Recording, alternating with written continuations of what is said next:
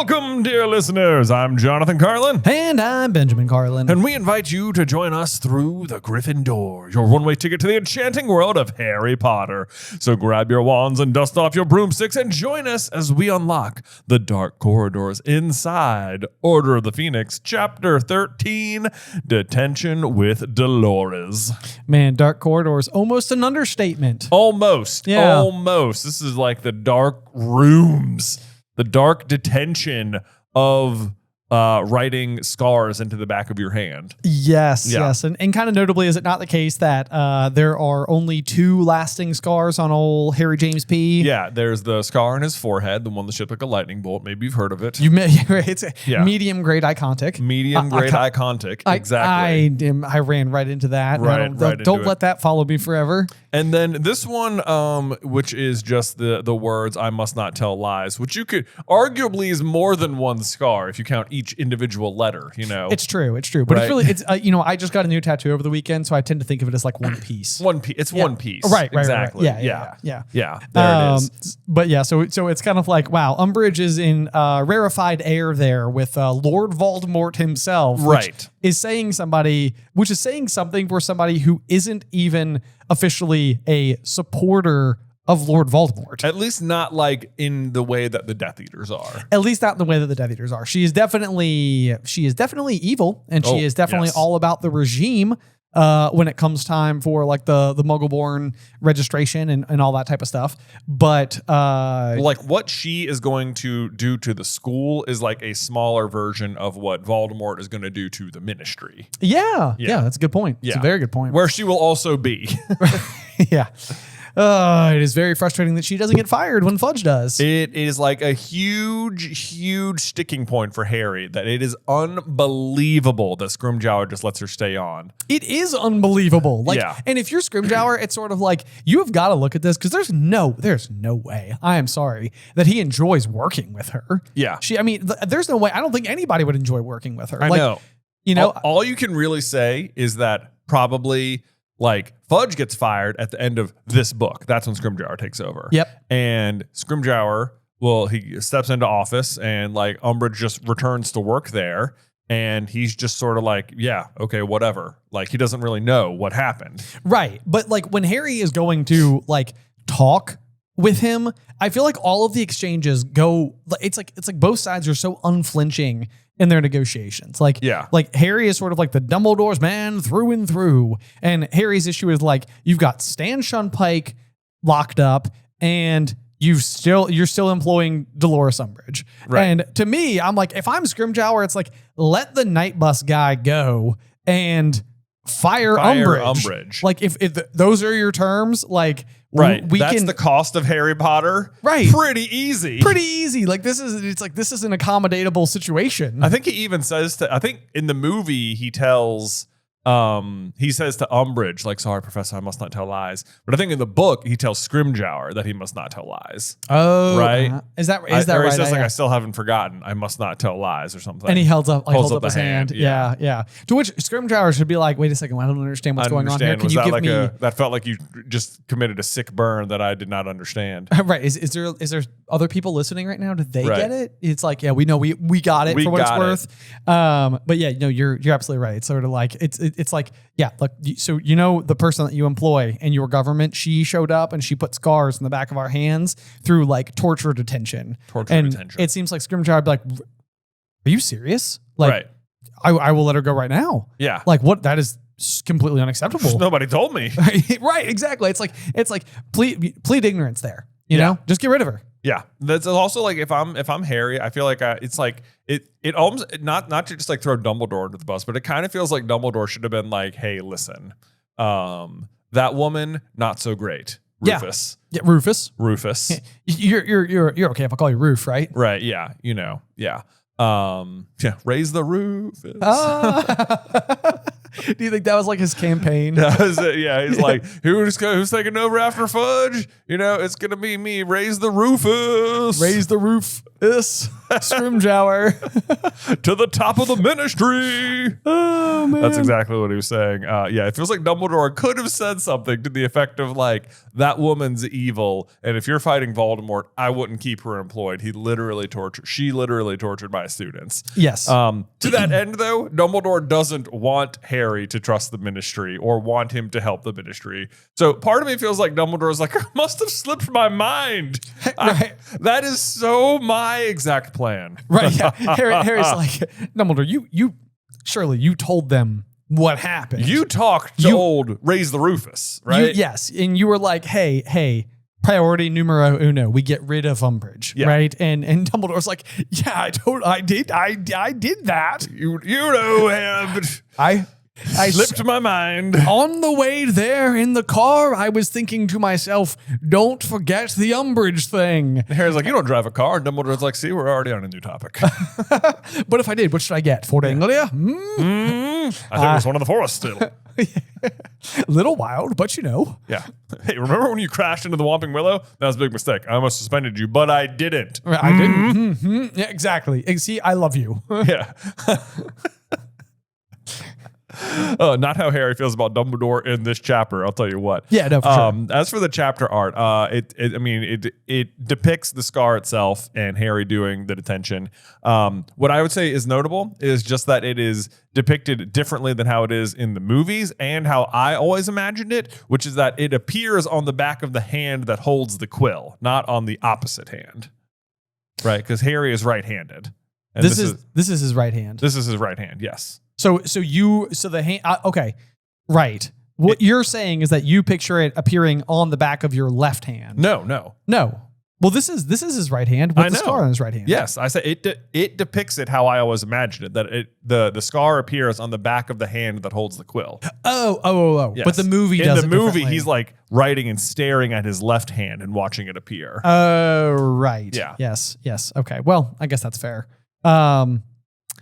Yeah. I like now that we're saying it, I follow your meaning, although I think I also sort of thought that it did like the left hand thing, but it may just be like this is where the films have infiltrated my brain over enough time, and they've kind of like grown roots. Right. Yeah. No goose. You got to rewrite that on the back of your brain. I'll work on it. Yeah. Any special quills or? Yeah. I don't know. I don't have anything for that. I will say it's just like it. What's so sadistic about Umbridge's form of punishment here is that like it is still inflicting pain. Like it is literally causing pain. So in some ways it's like Cruciatus adjacent, which is like, the torture spell. But like the sadistic quality to it is that the Cruciatus is you putting pain on someone else. And this is forcing someone else to commit pain against themselves. Right. Like you're forcing the victim to do it to themselves. You're forcing self-harm. Yes, you're forcing self-harm, which is it's more twisted than the Cruciatus curse. Yes, it's like Diet PG Saw. Right. Yes. Remember those movies? I do remember those movies. They're kind of hard to forget. They are kind of hard to forget. Yeah. Yes. I only saw one of them. Yeah. Well, they're all like that. I kind of got the gist. At no point in time does it get fluffier. What surprises me about those movies, I saw one. I'm like, okay, I get it. Like, I get it. And some people were like, I saw one. I was like, I could watch that in 7 more times with varying degrees of torture. I need more versions of that in my life. 7 seasons in a seven movie. seasons in a movie. Yeah. Oh my gosh. Anyway, so all that aside, we have to kick off with our first sentence as per always. Would you like to do the honor? I absolutely would. It says, dinner in the Great Hall that night was not a pleasant experience for Harry.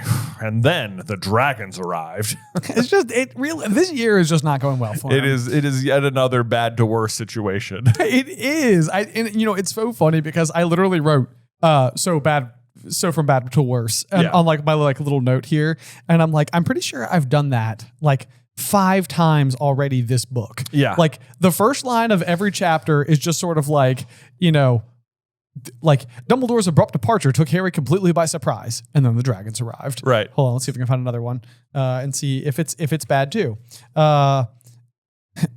Okay. Harry gasped. He could not help himself. And then the dragons arrived. Yeah. So, yeah. Harry awoke at 5:30 the next morning and as abruptly and completely as if somebody had yelled in his ear. And then the dragons arrived. It's just like, yeah. Because that's the nature of Harry's year. It is bad to worse at all times. Right. Mrs. Weasley followed him upstairs looking grim. And then the dragons arrived. Yeah. It's like, yeah, you really, the front chunk of this book is quite relentless. It is. Yeah. It is not, this chapter is not going to be any worse. It might be like the peak of the problem. Why not let Harry have a successful relationship with Cho to at least have something good? I know, right? You know, like even that goes sour. So like, and not that sour is probably the right word. Like it just never really gets off the ground. It doesn't. It doesn't. And it's like the book needs something good. This chapter, Ron gets on the Quidditch team. We get that. Spoilers. Also. Spoilers. Yeah, Ron's going to be the keeper. Oh man. So at the end of the last chapter, Harry had his big shouting match with Umbridge, and of course was assigned the detention. And that's kind of what we're picking up here, where the school is buzzing, where apparently the whispers have traveled through the school fast, even by Hogwarts standards. The funny thing was that none of the whispers seemed to mind him overhearing what they were saying about him. On the contrary, it was as though they were hoping he would get angry and start shouting again. Yeah. But it says so they could hear his story firsthand, and that is like the recurring theme that I don't feel like I always pick up on in this book. Is like going to Seamus in the dormitory. It's like he is mad at Harry, but he wants to give him, like, he does try to give him the chance to like tell him what happened. And right. Harry's just like, who cares? Like, that's hard for me to talk about. Believe me, it happened. Right. You know? Yeah. And it's like, you can easily see both sides of that. Like if somebody goes through a traumatic incident and they don't want to talk about it, they have no obligation to do so. Right. Like out here in the real world. That's just, it's like, I don't want to talk about it. It's like, I hear you completely. I will press no further. Like, you know, and I think that most people will respect people's wishes when that shows up. Yeah. You know, but I like, you know, at least within like the context of the story and the fact that this also, it doesn't just involve Harry. Like it's not just a bad thing that happened to Harry and he doesn't want to like regale the story. It's like the bad thing that happened to Harry, unfortunately, has very real and serious consequences for everyone else too. Yeah. And so it's like, I think that there is like, what I would like to argue on Seamus's behalf is I think Seamus is sort of like, please help me understand. Okay. Like, you know, I know you pretty well. We've lived together for 4 years. Like, you know, can you tell me what happened? But then I do think there's also the flip side of that where it's like a lot of the students at school, this is just hot gossip. It's just sort of like, whoa, a really interesting thing happened. And I kind of want to know like the illicit details. Right. You know, and so it's like, and that's where you're sort of like, you can understand where Harry's coming from. And it's like, I don't want to just tell you for entertainment. I don't want to just give you like a fun story so you guys can talk about it amongst yourselves. Like, it's like he wants them to take it seriously. Yeah, exactly. I mean, even I was just, I was rewatching the Order of the Phoenix movie the other day, and at the first DA meeting, that's sort of how it starts. It's just like, look, I'm not just going to sit here and talk about, you know, I'm not here to tell you a story. You know, like if that's all this is, then I'm out of here. Right. You know, and it's like I thought, I was like, that was pretty good. That was a good way to start. Oh, absolutely. Yeah. Yes. Yeah. Because, and I mean, that's also like one of those things for Harry where he's like flattered at first because all these people show up, and then also it's like, oh, I see what happened. Yeah. It's like, okay. Yeah. So Harry's just so like, he's got the tunnel vision for it's just like, I told you the truth. Like, the truth is so bad, you need to believe me like yesterday. Right. And they're all just like, but you haven't given us good reason yet. Like, it was just chaos, you know? Right. And like that's going to keep coming up in this chapter as well. But so people are muttering. They're saying, he says he saw Cedric Diggory murdered. He reckons he dueled with you-know-who. Come off it. Who's he think he's kidding? Perlees with an R. Yeah. It's like Perlees. I said, who is saying this? A cat person? I know. Like, maybe Hermione's brewing some Molly juice again. Yeah, right. And also randomly getting like catty. Oh, it worked. Oh, there it is. There it is. You get it, like police. Yeah, getting catty. Oh, yes. Sorry. Okay, anyway, but yeah. Yep. What I don't get, said Harry in a shaking voice, laying down his knife and fork, is why they all believed the story 2 months ago when Dumbledore told them.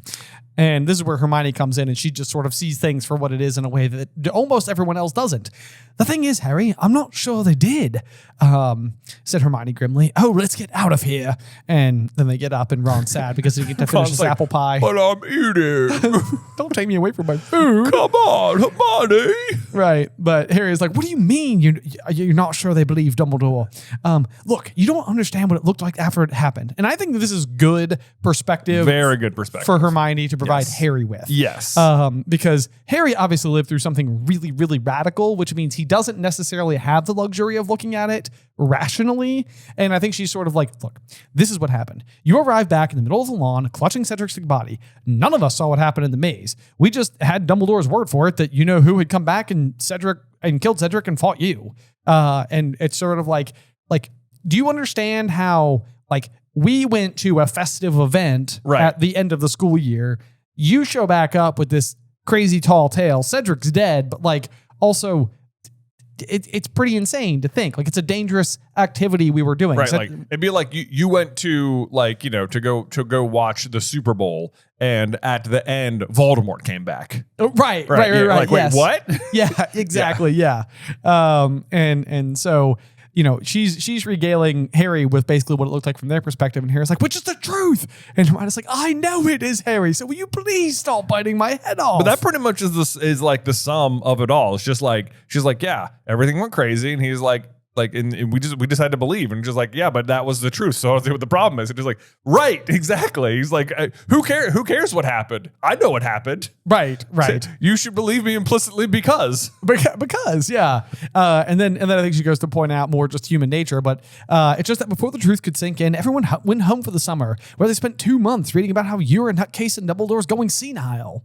And this is just also true. It's like, you know, we can only like, when it comes to most major news, chances are you were not in the room to witness it. Right. Chances are most people were not in the room to witness it, which means the best thing we have is, you know, the people whose job it is to go out there in the world to collect facts and deliver them as stories, you know, to the rest of the world. Exactly. And, you know, so it's like you read the story, you want to trust your source, and it's sort of like, I think this is true, you know, because, you know, there are layers involved here. So chances are the reporting's correct. Right. And it's like, it's not completely ridiculous to understand how the general populace, if the Daily Prophet's saying what it's saying, for Harry not to come across as a conspiracy theorist or something, you know, just sort of like spouting lies. Right. You know, I mean, just if you think about it in your real life, I mean, this was, you know, they don't have like smartphones or anything, but if someone tells you like a crazy piece of news, probably the first thing you do is pull out your phone and be like, wait, what? And you like look up the story and see the finer details, because certainly who you're talking to probably doesn't have every quote memorized and every detail. They maybe just saw the headline or something, but then you can read through it and you're like, wow, okay, now I have the full picture. So you go, you know, Dumbledore tells you like, Voldemort's back. Harry fought him, and you're like, what? And then you get to the newspaper, and they're like, Dumbledore's crazy. Right, exactly. Yeah. And it's sort of like, oh. Like, oh, okay. Oh, wow. Okay. Yeah. That is nicer to believe. Especially when the alternative is accepting Voldemort's return. Right. Yeah. So, I mean, you can see how it happens, but it's not like, and then why it's so frustrating for Harry, of course. Then let's see, the rain pounded on the window panes, of course. The weather continues to mimic Harry's mood, because he's a weather savant, I guess. You know? I know. Yeah. I was literally thinking about this because I'm rereading the new Harry Potter series on Audible that has like the full voice cast and everything. I just finished the first book. Yeah. Yeah, it's been so much fun. But I also noticed that like when Harry's going through all the turmoil of like waiting for his letter and they're going out to the hut on the rock, it's like absolutely like pounding rain, heavy howling winds, like, you know, there's breakers in the middle of the body of water that they're in, all that type of stuff. And then the following morning after Hagrid stays the night, like the storm has passed. Right. And it's like all nice and calm and everything. Exactly. And it kind of makes you wonder, it's like, is Harry controlling the weather? Like, you know, it's like, because this, and then like you go back to the train ride with the Dementors, and it's sort of like there's all this like darkness and uncertainty and Sirius Black and yeah. And then it's like, it's pounding rain, and it's cold and whipping, and it's like, wow, how about that? What do you know? What do you know? What do you know? Right. Yeah. But then like Harry's right across the, you know, the Black Lake when he first gets to school. It's like the water is like dead still. Yeah, it's perfectly like calm. glass. Yeah. It's like there's a starry night above, you know. It's like, see, because he's at peace. He's like so happy. He's in wonderment. Right. Yeah. Anyway, so that's just an aside. Yep. In any case, they make their way back up to the Gryffindor common room, where they utter the password Mimbulus Mimbletonia, a.k.a. Harry Potter. and plop down on some chairs there. That's right. Yep. And so this is where you have like a little bit of that exchange where it's like you have to have the Dumbledore's big plan question in the back of your mind, or really if it is his plan, or if he's just basically having to bend to the will of the Ministry. But how can Dumbledore let this happen? Hermione cried suddenly. How can he let that terrible woman teach us? And in our OWL year too. And then Harry chimes in with, well, we've never had great defense against the Dark Arch teasers, have we? And it's like, Harry, stop forgetting about Lupin. Right. Every time. Right. Every time. Excuse me. Right. All of Goblet of Fire, he's like going out of his way to like have illegal communication with Sirius Black and risking Sirius's life and all this potential danger. And it's like Lupin's just out there. He's just out there, just having a good old, just being like, I wish I had someone to write me letters. Yeah, exactly. You know what? I bet he's just sitting in a chair like knitting. Yeah, probably. Classic Lupin stuff. Right, yeah. Patching up his weather-worn robes. That's exactly it. Muggle style. Muggle style, yeah. Exactly. But yeah, you're right. This is a big, like, Dumbledore's big plan situation, because as I'm sure, like, you've heard us say many times, it's like there's no reason Umbridge should have been appointed the professor here, because Dumbledore runs a defense secret society. He can literally appoint anyone in the order to be the defense against the dark arts professor, but he doesn't. Right. And the way that educational decree is stated is if they cannot find a suitable candidate, the Ministry will appoint one. It's like I just don't believe that Dumbledore couldn't find a suitable candidate, because he clearly has such a pool of people to do it, which means he intentionally doesn't do it, which means he intends to allow the Ministry to appoint someone. And you'd have to ask yourself, why would he want to do that? And the reason is because he needs to show Harry that Harry cannot rely on others. He is alone in this journey against Voldemort. He cannot rely on the Ministry to come try and fight this war for him. And it then also makes you wonder if Dumbledore intends or suspects or wants some version of the DA to happen. Does he think specifically what happens is going to happen? I don't know. But does he think that by doing this, it will force Harry to form a kind of resistance? Maybe. Yeah. I mean, it's like at the very least, he's allowed Harry to be exposed, Ron and Hermione to be exposed very directly and live in, the headquarters for the Order of the Phoenix. Right. Give him some ideas. Some ideas. So you might think well, why would he think it would be Harry specifically? It's that's part of the reason.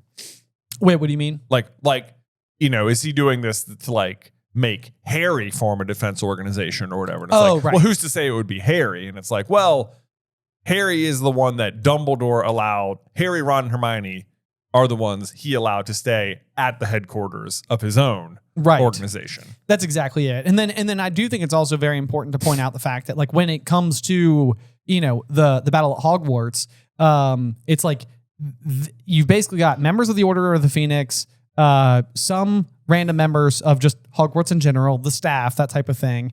And really, and honestly, Dumbledore's army, is the other major defense. And Dumbledore's army, I think, fares reasonably well, all things considered, in the battle, even compared to the Order of the Phoenix. Right. So, I mean, I'm trying to think of who their losses end up being. They lose Fred, Colin, and Lavender. Yeah. I think that's it. Is that it? Yeah. Yeah. So it's then and you've by all accounts, well, I said they lose Fred. By all accounts, Fred is just a member of the Order of the Phoenix at that point. Good point. Right. Yeah. But he's also certainly also a member, of Dumbledore's army. Yeah. Yeah. True. Yeah. But in that case, if they just lose Colin's not even. Is Colin? Yeah, Colin's a member. He's in. He absolutely is. Yeah. I think him and Dennis both show up for the initial meeting. Yeah.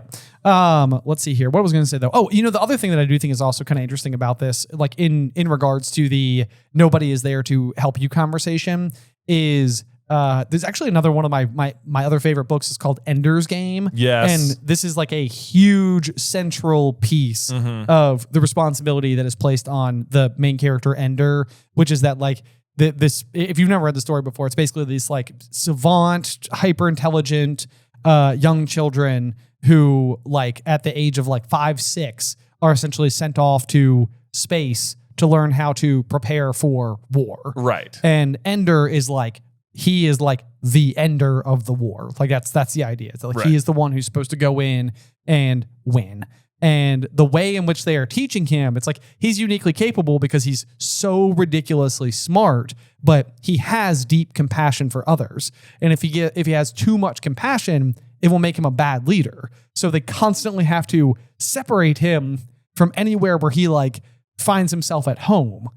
The teachers will literally manipulate the situation by going in and forcing him. They will single him out on purpose over and over. Right. Yeah. Like the very first thing they do when he gets on the ship is they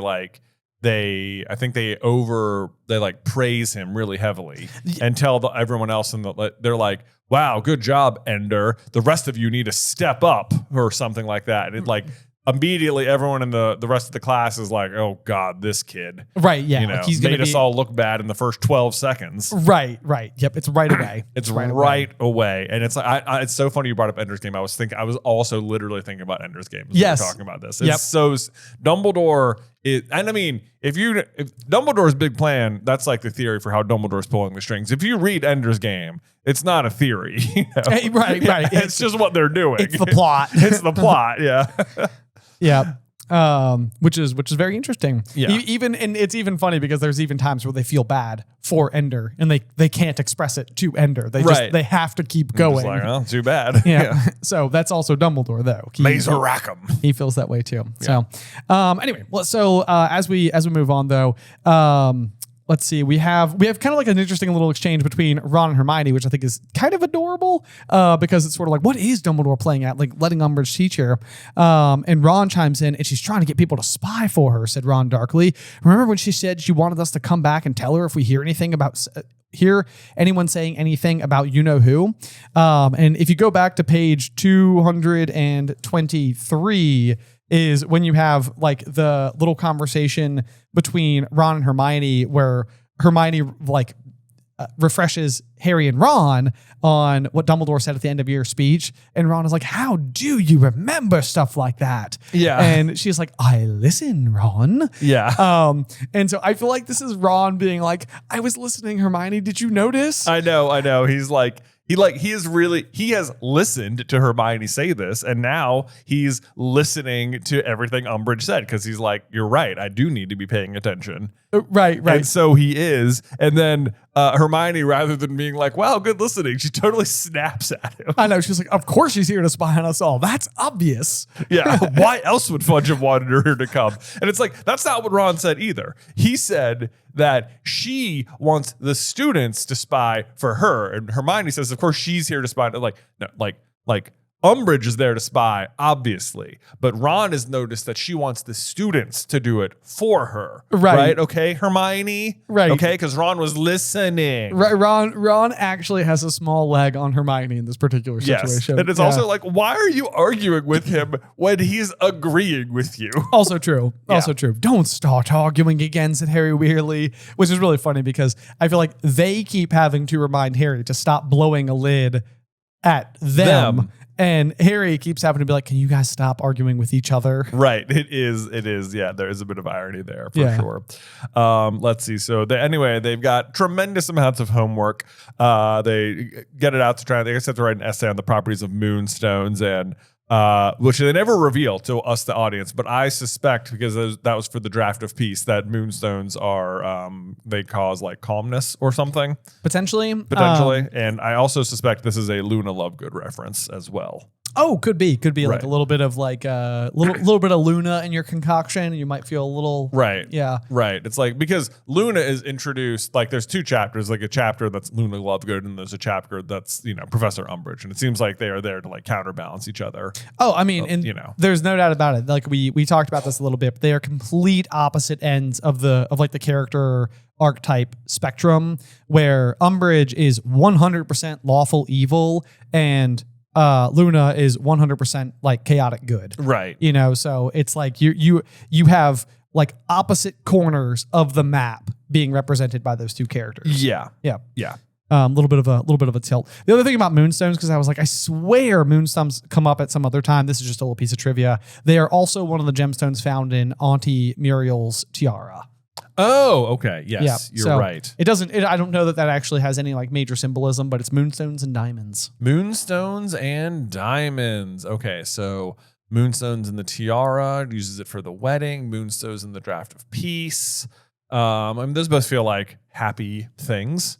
Yeah, right? Certainly. Yeah, absolutely. Hopefully, yeah.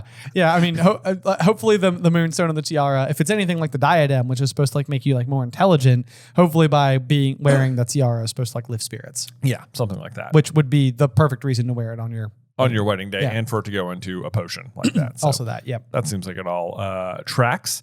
Meanwhile, Fred, George, and Lee Jordan are in the corner doing some demonstrations with a knot of innocent-looking first years, doing some fainting fancies, I suppose. And this is like the skiving snack boxes are such a fun idea, except they like.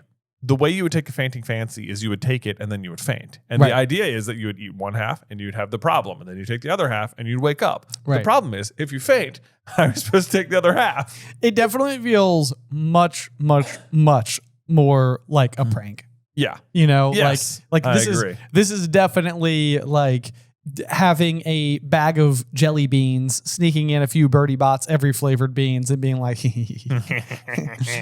most of them are cherry. One of them is blood. One of them is blood. Enjoy. One of you will find it. Who knows when? Right. Don't grab a handful. It might just really taint the whole experience. But no, I do think this is funny because Hermione is obviously deeply upset with them, and of course, like testing in first years is probably a little on the gray area side of things.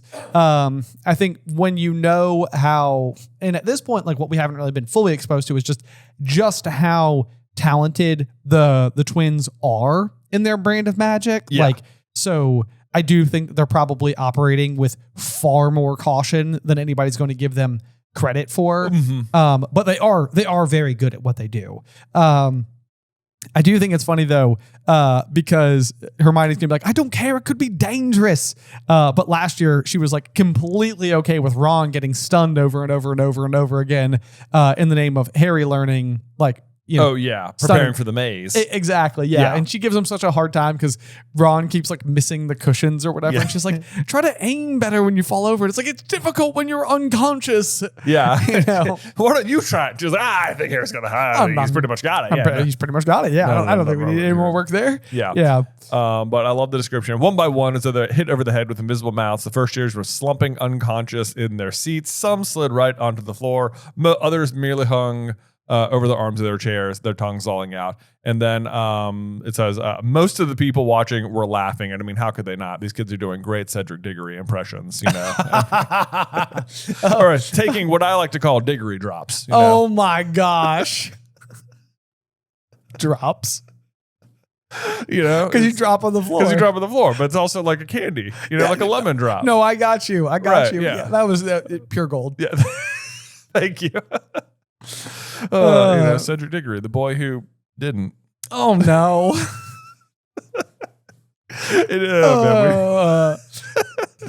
The groans. I can hear the groans from around the world. There's at least one person somewhere who just did like a spit take. Yeah. You know. I hope so. If that was you, please let us know. Please let us know. Yeah. All right. Anyway, so I do like though that this line does feel just like very like sweet in general. I feel like it is sort of the other side of Fred and George. But let's see here. It says Harry was sure Fred and George had not warned them what the sweets were going to do. Feel all right, said George kindly to a small dark-haired girl lying on his feet. I think so, she said shakily. Excellent, said Fred happily. It is not excellent. Of course it is. They're alive, aren't they? Said Fred angrily. Alive, pretty low bar. Right. Yeah. You can't do this. What if you made one of them really ill? It's like, we're not going to make them ill. We've already tested them all on ourselves. It's just to see if everyone reacts the same, which is sort of like, it kind of means like you don't know if everybody's going to act the same. Right. That's dodgy at best. Okay. Sure. Yep. And then she's like, it's like, if you don't stop, I'm going to what? Put us in detention. Make us write lines. Yeah. Which is like, it's funny that they're like being so sarcastic with her because like she could totally just do that. She could. Absolutely. Like she could. And then what would you do? You know? Right. Yeah. But her response is, oh, goodness gracious. She does go, she gets him. No, she said, her voice quivering with anger, but I will write to your mother. You wouldn't, said George, horrified, taking a step back from her. The inclusion of the words taking a step back from her, so essential here to really so paint the essential. scene. It's like George is like, no. I know. I also, just before she says that, it says Hermione drew herself up to her full height. That's like also such like a Molly Weasley move, where it sounds like, I think it's described at one point where it's like that even though all of her sons were taller than her, like she towered over them. Right. Yes. Yeah. Molly has the ability to be 7'6" when she needs to. Exactly. Yeah. No problem. Let's see here. It was clear that as far as they were concerned, Hermione's threat was way below the belt. Way below the belt. Yep. Yeah. Meanwhile, Ron over on the other end of the room is so low in his seat that his nose was roughly level with his knees. I know. Can you just imagine Ron over there just like, oh my gosh, oh my God, don't bring me into this. I don't. They're my brothers. I don't never let me live it down. Oh, you brought mom in. Oh God. And Ron's like, I can't do that. That's just tattling at that point, That's outside of the school castle walls. Yeah, like I don't even think jurisdiction goes there. Right. Exactly. So yeah. But okay, so here's the thing, because I feel like this next page has got like a lot of Ronmione subtext maybe going on with it. So Hermione is going to walk back and say, "Thank you for your support, Ron," said Hermione acidly. "You handled it fine by yourself," Ron mumbled. So it's like I think like that. Then, so let me pause right there before I finish my point. So as you scroll down the page, then what we're going to see is Hermione pull out her, needles and start making hats for the house elves. And Ron is going to say like, you're tricking them into picking up the bats and that type of thing. It's like, I think that there's almost a spectrum. So if you put Ron on one side and Hermione on the other side, it's like, so often, I think where my argument against their pairing comes from, it's like you can say opposites attract, but like their ideals feel pretty far apart most of the time. Do you think so? Well, I mean, that's like what I think the general argument here is, that like Hermione wants to like free all the house elves, without their consent or something. Right. And Ron's sort of like, I don't think you can do that. And then on the flip side, Hermione's like, threatening Fred and George with contacting Molly or whatever. And right. I think like you have a little bit of the sorting out the priorities situation where I feel like Ron needs to become more responsible, like kind of meet Hermione in the middle, and Hermione probably needs to ease up a little bit. Right. I mean, it's like the Fred and George thing. It's like they're not like, they're definitely in like a morally gray area. Sure. But it's like Ron, I think Ron, well, for one, he just doesn't want to confront his brothers, for one. But at the same rate, I think Ron can look at it and be like, they're not like yes, no, they shouldn't, but like also they're not doing anything like actually harmful. Right. Like we know them, like they're not gonna do that, Right. Like it's not that they should be doing it, but they're not like actually hurting anyone, really. Right. Yeah. Yeah. So basically what I'm trying to make the argument here though is that like in their journey towards each other, I feel like Ron's trying to, or they're trying to meet each other in the middle. And the moment when Hermione will finally kiss Ron in Deathly Hallows is when they're like preparing the castle, they're readying, all the battlements and everything. And Ron's like, we got to go get in touch with the house elves. And Hermione's like, what? You think we should get them fighting for us? And Ron's like, no, we need to get them to escape or something like that. Yeah. However it ends up going. Hermione like drops all the basilisk fangs and kisses him. And Harry's like, now is this the moment? Yeah. And Ron's like, well, if not now, then when, mate? Yeah. The point being though, that like when Hermione finally is sort of like, okay, I'm going to kiss him, it's because he's like putting the responsible measure first. Right. And it's like, I think that's almost like the journey that needs to happen there for this pairing to work. Mm-hmm. Like that's what's missing though. It's like, I think that's why I'm always like, so like, I don't see it. It's that they seem too far apart. Oh, okay. I think that's all I'm trying to say. Okay. Yeah. I mean, especially when Luna's right there, Well, yeah. And Harry. Yeah. Right there. Like Harry and Hermione already pretty aligned. Right. Most of the time, right? Most of the time, yeah. Most of the time. Right. Yeah.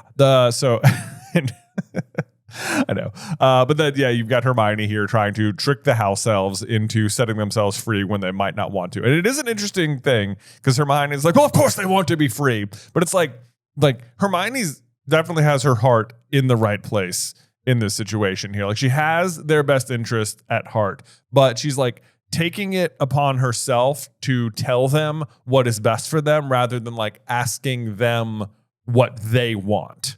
Yeah, and it's like you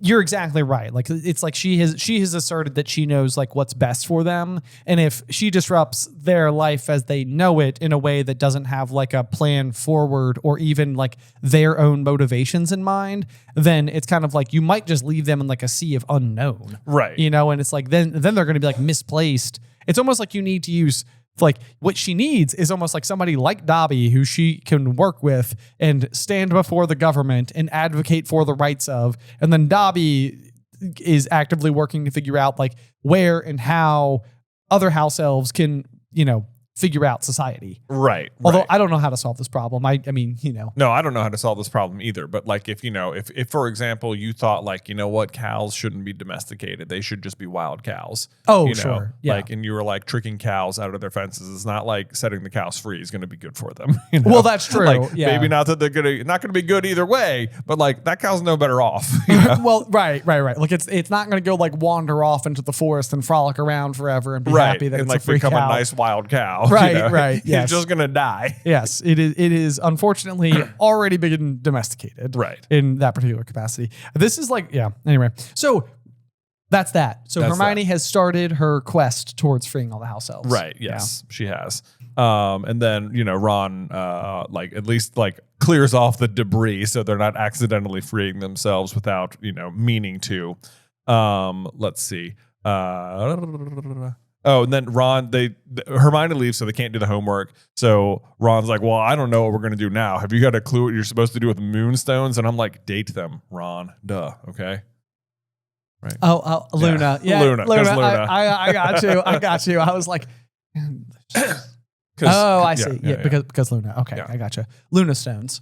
Luna stones. I It like even it. sounds like lunar. Obviously, that's the point. Okay. Anyway. Luna stones. It sounds like an Australian person saying lunar stones. You want some Luna stones? Luna stones. Yeah. we are like so just. I don't even know. Is today our A game? It might not be. No, we're doing great, man. Okay. This is a tremendous episode. All right. Anyway, Harry and Ron are like, you know what? Without Hermione, we just can't even do it. So even though they definitely need to do their homework, they are out of there. They don't do it. They don't do it. Yeah. It's knowing perfectly well that he would regret not finishing his homework tonight. When the morning came, he piled his books back into his bag. I'm going to bed too. And then this is another one of those Seamus moments. He passed Seamus on the way to the door. Let me try that again. He passed Seamus on the way to the door leading to the dormitories, but did not look at him. Harry had a fleeting impression that Seamus had opened his mouth to speak, but sped up and reached the soothing piece of the stone spiral staircase without having to endure any more provocation. And the soothing piece of the stone spiral staircase. Yeah. I could just be like a calming mantra. Yeah. The soothing piece of the stone spiral staircase. The soothing piece of the stone spiral staircase. Yeah. Yeah. No, that's gonna be like my new like one-off is I'm just gonna like try to say like soothing things in like a deep voice. Okay, do it. Yeah. Thanks. Yeah, I think it'll probably take Start off. working that in. Yeah, I'll work on it. Okay. The point is though, is I think that Seamus probably tried to open his mouth to have a more real conversation with Harry here. That's my take. I don't think that he was about to bait him. No, I don't think he was either. I think he was about to be like, is what you said in numbers class real, Harry? Right. Exactly. Yes. Seamus is like, it's like you can tell all of his good intentions are running into the wall that is his parents' belief. Well, it's like because he wants to believe Harry, but right now he's more angry at him than anything. Right. Yeah. Right. Yep. But either way, the following day, Hermione notes the hats have all gone. Seems the house elves do want their freedom after all, which is great for her to believe. But in the meantime, it's just Dobby, and he's taking all of them. It is. Yes. Yep. Yes. Also, this is just a fun little line for trivia's sake, but they may not count as clothes. They didn't look anything like hats to me, more like woolly bladders. So anyway. Hermione did not speak to him all morning. Yeah. I could see that. More like woolly bladders. That's hilarious. Wouldn't that be funny if it's like that literally was the case? It was just like, this is just more trash, you know? Someone left their knitting supplies out. Oh, right. It's like it literally doesn't magically qualify as clothes because of how poorly executed they are. Right, yes. That would be wild. That would be wild. Yeah. That'd be terrible. Right. Let's see. Then we get to Professor Flitwick, who says, in the meantime, we'll be working harder than ever to ensure that you all do justice to yourselves. So this is, if you go back to the last chapter where Harry had all of his worst teachers in a row, this is like when he's finally getting to like the better teachers here. But as far as I can tell, McGonagall, Flitwick, and Sprout are the only teachers who do any teaching. Yeah, I would agree with you. Yeah, absolutely. And I think that contrast is built in on purpose. But yeah, I think that McGonagall's class in particular was the one that I had a bunch of notes on because there's two different layers of stark contrast going on here. Because she's going to start by saying, without serious, you cannot pass an OWL without serious application, practice, and study. So it's like, this is like the exact opposite of what Snape says. No, of what Umbridge said. Oh, okay. Yeah. So study certainly, I guess, is what Umbridge is asserting, but the application and practice are the opposite of like wands away. Right. You know, so there's that. But then on the other side, then we have, I see no reason why everyone in this class should not achieve an OWL in Transfiguration as long as they put in the work. Neville made a sad little, disbelieving noise. Yes, you too, Longbottom. And so that's the stark contrast to Snape, who's basically just like, I envy the day when I don't have to see most of your faces, right? You know, especially you, Longbottom, right? And so yeah, it's like this is clearly McGonagall just being like such a better instructor to young minds. Yes, I mean, then she even follows it up saying, "There's nothing wrong with your work except lack of confidence," which is worth noting just because. Neville is about to get droves of confidence as the year plays out. Absolutely. Yeah. Absolutely. And there's also another thing with Neville that I'm sure we'll bring up later as well, but he will end up breaking his wand in this book. And one of the things that we talk about with Ron's first wand is that it's a hand-me-down wand from Bill. Yeah. And it is like that exact terrible combination of like ash and unicorn hair or something, which is like the single worst hand-me-down wand you could have. Right. And on the same token, you've got a situation with Neville where it's like, I suspect his gran is trying to honor his father by granting Neville his father's wand, but it's almost like that wand is like the shadow under which Neville has to live. And so whether it is also ash and unicorn hair, I don't think is ever explicitly said, but it is something that like Neville needs to like overcome. Like he needs to become a wizard of his own, which he does do. Yeah. And then once he does, Neville's quite formidable. Yes, he is. And he gets his new wand the following year, which is made out of cherry wood. Yes. Which we have a whole video about Neville's second wand and how it like represents like the Bushido code of the samurai or something. Yes. I forget all the exact details of that, but but long story long, he will eventually use a sword to cut off the head of evil. Right. Yes. Yeah. Yes. He uses a sword. Right. Yes. So check that out. Neville is a samurai. Great one. Great one. It is a good one. Yep. Let's see. Harry, despite being good at the summoning charms, is not as good at the vanishing spells they have to do. Only Hermione is able to do it. Surprise, surprise. You never hear about anyone doing good in class except Hermione. It's true. Yeah. And she does earn 10 points for Gryffindor because of that. And then it's like, then we're going to head from Transfiguration out to Grubbly Plank's class for care of magical creatures. Oh, I'm sorry. She's a good teacher too. Oh, Grubbly Plank? Yes. Yes, she is indeed. She is indeed. Yep. Despite Harry and Ron's determination for her not to be. Yes. which I also think comes up rather amusingly. Yeah, so we make our way out to Grubbly Planks, where she is going to be teaching them about bowtruckles. And this is like a similar like little section of class here where Hermione is going to have a whole bunch of information and earn just a whole bunch of points for Gryffindor right out the back. The bowtruckles, unlike a lot of the other things that we end up learning about, don't seem like they ever, at least within the Harry Potter saga, have like a major payoff. No, not really. I mean, of course, in Fantastic Beasts and Where to Find Them, Newt has a bowtruckle. Pickett, that's like the little twig guy who lives in his pocket and can pick locks. Pick it. Pick it. Otherwise, all you really learn about them is that they live in like wand wood bearing trees, which I suppose is interesting to know that like there are certain trees that have like wand quality wood, as opposed to just like, it's not like any tree will do, or perhaps some are more suited than others. Right. Yeah. And maybe there's even just a little bit of like a little mini lesson, just simply in the fact that it's like the wand bearing wood trees are the habitat of the bowtruckles, and therefore if you were to take something from the tree, you should at least grant them the gesture of providing them like with a meal in exchange for taking from their tree, which is just maybe basic common manners or respect, something that feels like is otherwise missing from lots of arenas in the wizarding world. Right. Yeah. So there's that. But let's see. We also get sorry. Oh, it's okay. One of the lines I really love from the Jim Dale delivery is talking about the dangerous nature of their fingers. That is the bowtruckles, because they're quite sharp. It says, if angered, they will gouge out human eyes with their fingers, which, as you can see, are very sharp and not at all desirable near the eyeballs. You don't say. Yeah, for sure. Yeah, kind of how you don't really ever want anything too sharp near your eyeball in general, I would say. Right. Yeah, and I like that their lesson here is they have to draw a sketch of it. So it's like also sort of art lesson, you know? I like that. Yeah. I wondered about that actually as I was reading this piece of the chapter. I was like, should more classes, because so many textbooks have diagrams of things that you're learning about. And it's almost like the diagram is one thing, but like would interacting with it help you like that much more? Like say you're studying like ants, like an ant hill or an ant colony or something like that. Like if there was like a little like ant colony and you could go up and it's like, draw a picture, like look as carefully as possible, capture as many details as you can about the ants. And it's like, oh yeah, they do have those like little antenna on there. Okay, that's kind of interesting. And okay, how many legs? 1, 2, 3, 4, 5, 6, 6 legs. It's like, okay, it's like the 6 legs. That defines the fact that this is an insect, because insects have 6 legs. The antenna, that is how they like determine their surroundings. Like, right. The way in which they move, it's like, it's almost like once you've drawn it, it gives you like a better reason to remember it. Yeah. Maybe we should draw more things. Maybe we should. Right. Well, start doing it. Right.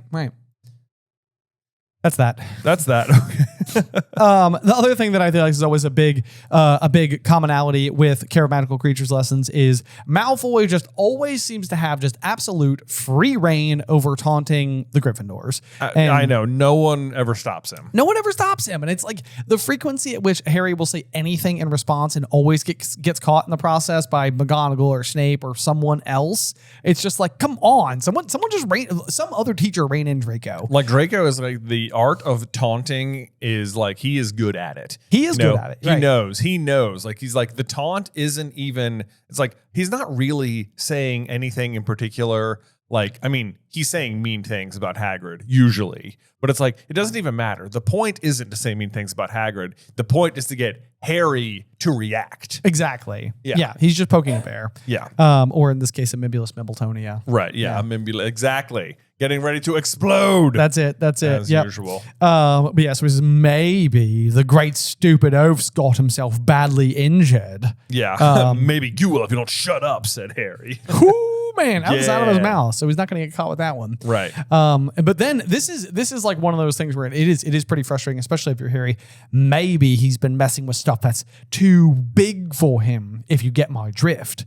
And this is like a really good button to push, and it's not even clear whether or not Draco knows how effective it could be. Because what this is demonstrating is like Harry's just immediately like, did Malfoy know something? Like his father was, after all, a Death Eater. What if he had information about Hagrid's fate that had not yet reached the Order's ears? And it's like, this sucks, because this is almost like Draco is more well-informed about Harry's own friend than Harry is. I mean, and it's like, it says, did Malfoy know something? The answer is yes, he does know exactly what's up. Yes. And it's like, you can see then the contrast between like Harry's experience at Hogwarts so far and how his year's going versus Malfoy's, because Harry's constant like source of frustration is lack of accessible information. Right. Like he doesn't get to know what the Order's doing. No one will tell him where Hagrid is. But Draco, on the other hand, he has a free line of information at his fingertips whenever. And it's like Harry is actually the one who needs the information to like make informed decisions, but it's going to be his constant lack of information that's going to make him go do crazy things. Exactly. Yeah. Yep. But then here's Draco, and it's just like, yeah, I know what Hagrid's doing. He's off trying to convince giants to join Dumbledore, but it's not going to work because the Death Eaters are going to get them instead. You know? Right. Yeah. Yep. But you could just see how that would cause Harry's blood to boil. Oh, absolutely. Absolutely. So Harry goes and tries to, confer with Ron and Hermione about like, oh, what do you think that means? And they're all just like trying to placate him and say, no, Dumbledore would know if something happened to Hagrid. Don't worry. It's just Malfoy. It's playing into his hands to look worried. It tells him we don't know exactly what's going on. It's like, yeah, like clearly you don't know what's going on, It's like, so we got to ignore you, or we've got to ignore him. Harry, here, hold the bowtruckle for a moment just so I can draw his face. And it's like, you can see also why Harry is frustrated here because like to him, this is like breaking news that like, oh my gosh, there's like, what is like, someone knows what Hagrid's up to. Right. Like we could figure it out. And Hermione cares more about like the lesson that's happening in front of her. Right. Right. Yep. And I almost even wonder if on some level that's where like little stick figure like creatures being the thing that they're studying that day is almost like it, like just by the very nature of what they are small. And so like for Harry, it's like, this is a small problem in comparison to our big friend who is in danger. Right. And big by means of like half giant. Right. So it's like they are very opposite one another. Bowtruckles and Rubeus Hagrid. Yes. Very, very different creatures all around. Right. Yeah. So anyway, then Malfoy continues and he's just sort of like, even if that overgrown moron does show back up, he'll probably be sent packing straight away. Ouch. Harry had gripped the bowtruckle so hard that it almost snapped it, and it had taken great retaliatory swipe at his hand with its sharp fingers, leaving 2 long, deep cuts there. Yeah, that's a little bit of foreshadowing for the rest of the chapter right there. It is. Yeah. Harry's hands don't fare well. Bad chapter for Harry's hands. That's it. Maybe the worst. Maybe literally the worst. Well, there was the one with Lockhart with the bones. Well, he did lose all the bones in the one arm. Yeah. There was that. So I guess it all, it's like potato. Potato. Who's really the worst defense against the dark arts teacher, right? It's Umbridge. Yeah. It always is. Mm-hmm. Always will be. Let's see here. So then the bowtruckle sets off at a full sprint towards the forest. This is like one of those weird little things. This is like a detail in books where it's sort of like, I'm like, oh no, now we're short of bowtruckle. I know, like what? Yeah, it's like I'm almost surprised like Grubbo Plank doesn't like give him like detention. Yeah, right. It's like, excuse me, Potter, you just lost me one of my bowtruckles. I know. Do you think like Hermione tried to run it down but couldn't keep up? Yes. Oh, good. I couldn't catch him, Harry.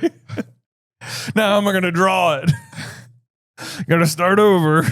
Get a new one. Can't catch an 8-inch stick man. Yeah. That's great. Man.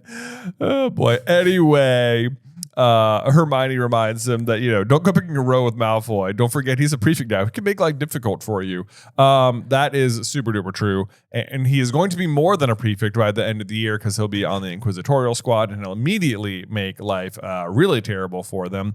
And then sure enough, when they actually do get into a row next year when they're dueling, the consequences for Harry are quite bad when he uses Sectum Sempra on him. Yes, indeed. Yeah.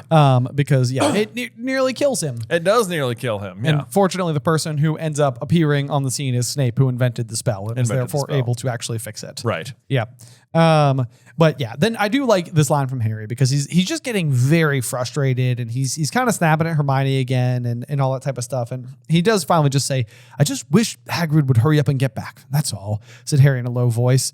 And I think it's true. I think like for Harry, Hagrid is just sort of this like, pylon of like reliability for him at Hogwarts. It's somewhere where he can go escape. He can leave the castle. He can go to Hagrid's hut. They can have tea together and just gossip and talk and do whatever. Right. He's just a kind, smiling face who wants to see him. Right. Just a giant, safe place to be. Exactly. Yeah. And so Harry's got like, don't say that Grubbly Plank woman's a better teacher. He added threateningly. And of course, Hermione responds, I wasn't going to, said Hermione, calmly. I literally did the same thing. Yeah, it says, I wasn't going to, said Hermione calmly, and I wrote screamed. Yeah. We all know what it meant. Yeah. Because she'll never be as good as Hagrid, said Harry firmly, fully aware of the fact that he just experienced an exemplary care of magical creatures lesson and was thoroughly annoyed about it. Such a great sentence, you know? It is indeed. It is indeed. Yep. Let's see here. So then we're making our way, back towards school, and we run into Luna, who is going to be like, yay! I believe he who must not be named is back, and I believe you fought him and escaped from him. Heck yeah, Luna. That's right. And Harry's like, right. Luna was sitting with what looked to be a pair of orange radishes for earrings. Yeah. So this is sort of like, oh, great. Okay, I've got someone on my side, but I wish it was anyone else. Do you think? Okay, I also want to point out that when they run into him, it says, hi, but when and it says Luna Lovegood emerged, trailing behind the rest of the class, a smudge of earth on her nose. Did you know? Yeah. You got a little dirt on your nose. Did you know? Yeah. Did you know? It's right there. Yeah. I wish Ron had pointed it out. That'd have been great. Oh my gosh. Right. Oh, that would be so good. Okay. bad. That would Too bad. be, you know what? HBO people, if you just want to throw in like one non-canon line in that scene right there, Ron could just be like, you have a bit of dirt there. Did you know? Yeah. And it would be like, oh. Yeah. We would all stand and cheer and clap. We'd be like, yeah, you did it. You did the thing. You listened to us.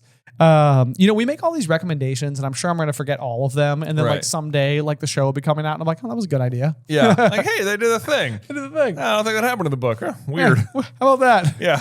What a choice. What a choice. It's like what Hermione says to Ron on the train when they first meet, you know? Right. Yeah. Oh, so clever. Yeah. And then somebody would be like, you guys said that. You said guys that. suggested it. Yeah. There you go. And then Luna chimes in though when she's like, you can laugh, because I think people are laughing at Luna, but Luna thinks they're laughing at what she said. Right. They're laughing at her earrings. That's right. Yeah. And she says, but people used to believe there were no such things as blibbering humdingers or the crumpled-horn snorkack. Yeah. Of which there are no such thing. But I also think it's funny that she brings up the blibbering humdinger, because that is the thing that Luna will eventually point out in the flaw in the plan to give Harry a distraction to leave all the attention of the Great Hall. Yeah. She like looks out the window and she's like, ooh, look, a blibbering humdinger. And everyone's like, what? Where? No way. Y'all believe Luna now. She's like a lieutenant. Exactly. Lieutenant Luna. Yeah. Oh, yeah. It's alliterative. That's how you know it's good. Exactly. But yeah, that she says that, but like everyone, like they're laughing in her earrings. Then Hermione's going to snap back and be like, well, they were right, weren't they? There aren't such thing as blibbering humdingers and crumpled-horn snorkax. And I'm like, guys, you just came from like a herbology class where like there are screaming like plant mandrake babies. There's like floating plums. Like you study magical plants all the time. And the weird thing is that she has radish earrings. Like you just came from a class where you're studying like stick people, and you learned about unicorns, and like you had blast-ended scroots last year, an animal that didn't exist until last year. And the thing you're laughing at is crumpled-horn snorkax and blibbering humdingers. Like, who's to say they don't exist? Exactly. Yeah. Exactly. Yeah. It is such senseless like mockery in a world where the fantastic is real. I know. And that's the thing. Yeah. Is that like, I drew like a little diagram on one of my pages for the like Ron and Hermione middle ground situation. So it's sort of like, they need to meet in the middle. And you have a line here where Hermione's going to say, oh, for heaven's sake, Harry, you could do better than her. How dare you? Which, first of all, how dare you? Second of all, jealous much? Third of all, exactly what I... Yeah. Third of all, I think that Luna and Hermione similarly like have a middle ground that they need to find, like in terms of how they both interact. Because part of me almost even thinks like by the time Luna's like, look, a blibbering humdinger, like I almost think like at that point Luna is like, yeah, I get it. That's not probably real. Like, right. She's just trying to distract people. She's using it like as a ploy. But I think that's where like Luna could probably stand a little bit to like inch more towards the middle, and Hermione could also probably stand to inch a little bit more towards the middle. Indeed. Yeah. And of course, like Hermione is going to exist in the other corner of our little like character development sheet there, where you've got lawful evil and chaotic good on opposite corners. If you just move up from into a third corner, you would then have like lawful good, which is very Hermione. Very Hermione, indeed. Yeah. So Hermione is like got the lawfulness, which actually technically is paired with Umbridge, but she is the complete opposite and good version of that affiliation. Right. Exactly. And then of course, if you want to go to chaotic evil, then you've got like Bellatrix down there. Oh yeah. Just sort of like a literal loose cannon. Right. Like, you don't know where it's gonna shoot. Right. Yeah. Yeah. But y'all, we need to take a quick pause right there to give a huge thank you to today's sponsor, Masterclass. Have you ever heard the phrase jack of all trades, but master of none? Because that is me. I can change the oil in my car, but I can't modify the suspension. I can bake a passable macaron, but sure as heck haven't nailed like the foot portion of it. And that's kind of the important part. But that's the thing. When it comes to becoming a master and Masterclass for that matter, there is a rule that is brought up in Malcolm Gladwell's Outliers that suggests to truly become a master in a subject, you must have participated in that subject for 10,000 hours, hence the 10,000 hour rule.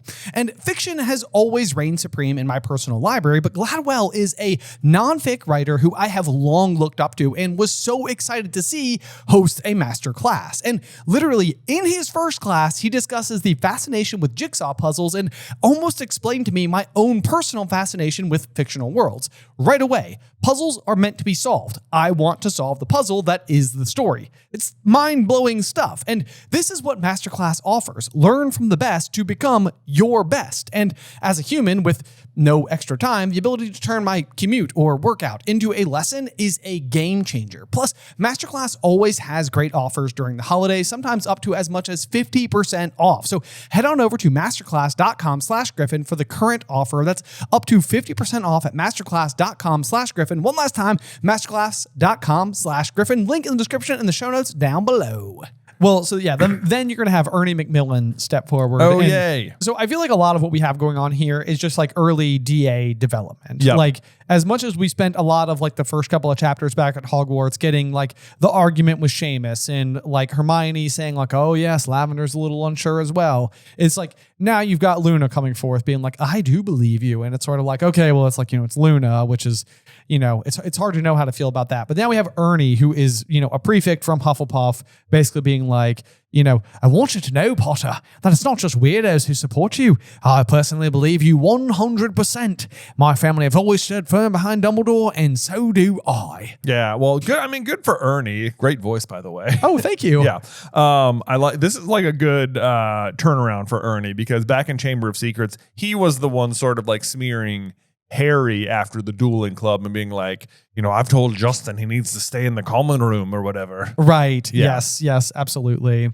Yeah, but in this particular case, it seems like it does actually, despite the fact that Ernie can be a little bit pompous, Harry did appreciate the vote of confidence from somebody who is not wearing radishes in their ears. Again, just really doesn't seem that weird. Yeah. Doesn't seem that weird. Also, if we want to go back up to where Luna was, where Hermione's complaining about her, she says, Ginny's told me all about her. Apparently, she'll only believe in things as long as there's no proof at all. And it's like, what an odd thing to mock her for when that's exactly what Harry's battling right now. It's like, he doesn't have proof that Voldemort's back. Oh, you're so right. Cedric's dead. Right. So there's that. But like, he doesn't have proof that Voldemort's back. He just needs people to believe him based on that. Right. And it's like, that's exactly what Luna does. You're so right. Oh, that's such a good catch. And it feels like a much more prominent line now that you point it out, because because it's like Hermione trusts Harry and therefore she's like on his side of things. But this almost would suggest that if Hermione was not close with Harry, that she would be right in there with the fold pretty much with everybody else. Right, because there's no proof. Because there's no proof. Exactly. Yeah. Right. And then the other half of that is that sentence I feel like is a little like oxymoronic. It's like, she'll only believe in things if there's no proof at all. But it's like, on the flip side of that, if there's proof, you're not really believing in it. You're just accepting it. Belief is like trusting without proof. Yeah, belief, right? I think comes with, and I think the exact key word there is trust. Right. It's like, and that's what's missing from the equation. And so in this particular instance, I think really what's going on is that like, it's not like that Luna only believes in things where there's no proof. She believes in things that her father tells her is real, and she has a close relationship with her father, and she trusts him. Right. So it's like, Xenophilius might be a little, cuckoo for Cocoa Puffs, but like Luna is like, she just looks up to him, and it's like, that's not an uncommon thing to do. Right. So. Right. And it's not, I'm not even sure it's like a necessary, like a confirmed, like, I think they do believe like Crumplehorn Snorkax are real and Bilberry Humdingers or whatever, but it's like their attitude is not like we believe they're real. It's like we don't have reason to believe they're not. Right. Right. Yes. And probably on some level too, because they'll end up selling the Quibbler article somewhere, and with all the money that they get from that, they go on like a Crumplehorn Snorkax finding mission. Right. Yes. So like even that, like as like a father to a daughter, it's sort of like one of those things where it's sort of like, you give me the opportunity to just like go on an adventure with my daughter. It's like, yes, I want to do that. Yes. And then the ultimate big irony with all of it is that like despite the Crumplehorn Snorkax, like, probably not being real, is that their belief in it is such that Xenophilius buys the Erumpent horn under the belief that it is the Crumplehorn Snorkax horn. Right. And so that misguided belief is the very thing that Harry, Ron, and Hermione end up using to escape the Lovegoods. Right. Like later on. You're absolutely right. Yeah. That's how they get away. So it ends up working out in the end. Right. Exactly. Yes, yeah. Believe in the things that seem unbelievable every once in a while, and maybe you'll get something out of that. Right. Exactly. Yeah. So there you go. Man, Luna. I'm so glad you brought up that line, because I don't think I caught the full meaning of it, but you're absolutely correct. That's very good. Yeah. So just more, and that's just, continues to paint Luna as this like opposite driving force. And you're going to get a lot less of Luna than you get of Umbridge in this book. Yeah. You're going to get a lot of Umbridge, and Luna will pop up here and there, but it's like whenever she pops up, you only like a few of her little bright spots here and there. And like, even when she shows up with the Quibbler, like she's like the avenue Hermione uses to get Rita's like story published, but it's like a massive blow. Oh yeah. Against the regime. Yeah, absolutely.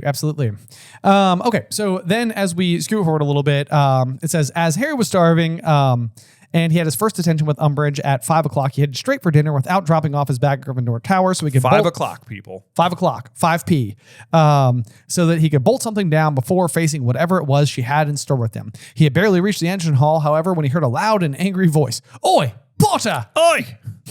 "What now?" he muttered, turning to face Angelina Johnson, who looked as though she was in a towering temper. Mm-hmm. "I'll tell you what now," she said. "How come you've landed yourself in detention for 5 o'clock on Friday?" "What?" said Harry. "Oh, what? Oh, yeah, keep a tryouts." Now he remembers, snarled Angelina. "Didn't I tell you I wanted to do a tryout with the whole team and find someone that fitted in with everyone? Didn't I tell you I booked the Quidditch pitch specifically?" And now you've decided you're not going to be there? It's like, no, that is not what I decided. Right. Thank you very much. Right. "I didn't decide not to be there. I got detention from that Umbridge woman just because I told the truth about you-know-who." Exactly. Yeah. And of course, Angelina's like, "Look, I don't care. Tell her who's a figment of your imagination if you like. Just make sure you're out there. It's not about truth and lies, Harry. It's about Quidditch." It's about truth. It's about truth. Yeah. McGonagall and Angelina, like, they're not quite getting it. No. Yeah. Maybe it's about not. keeping your head down. It's about winning at Quidditch. Right. No. Wrong. Harry's like, there's one thing it's about, and one thing only. Winning. Against Voldemort. Yeah. That's so funny. But I do like the line here that I think we better check with Puddlemere United whether Oliver Wood's been killed during a training session, because she seems to be channeling his spirit, which it does sound exactly like Oliver Wood here. It does. Because we talked a lot about like Oliver Wood and how like aggressive he is as like a Quidditch captain at times, where he's just sort of like bypassing all the other like very important things. Yeah. And so we're seeing a little bit more of that. Yep. Yes, we are. It being the captain goes it messes with your brain. It does. A lot of responsibility. Right.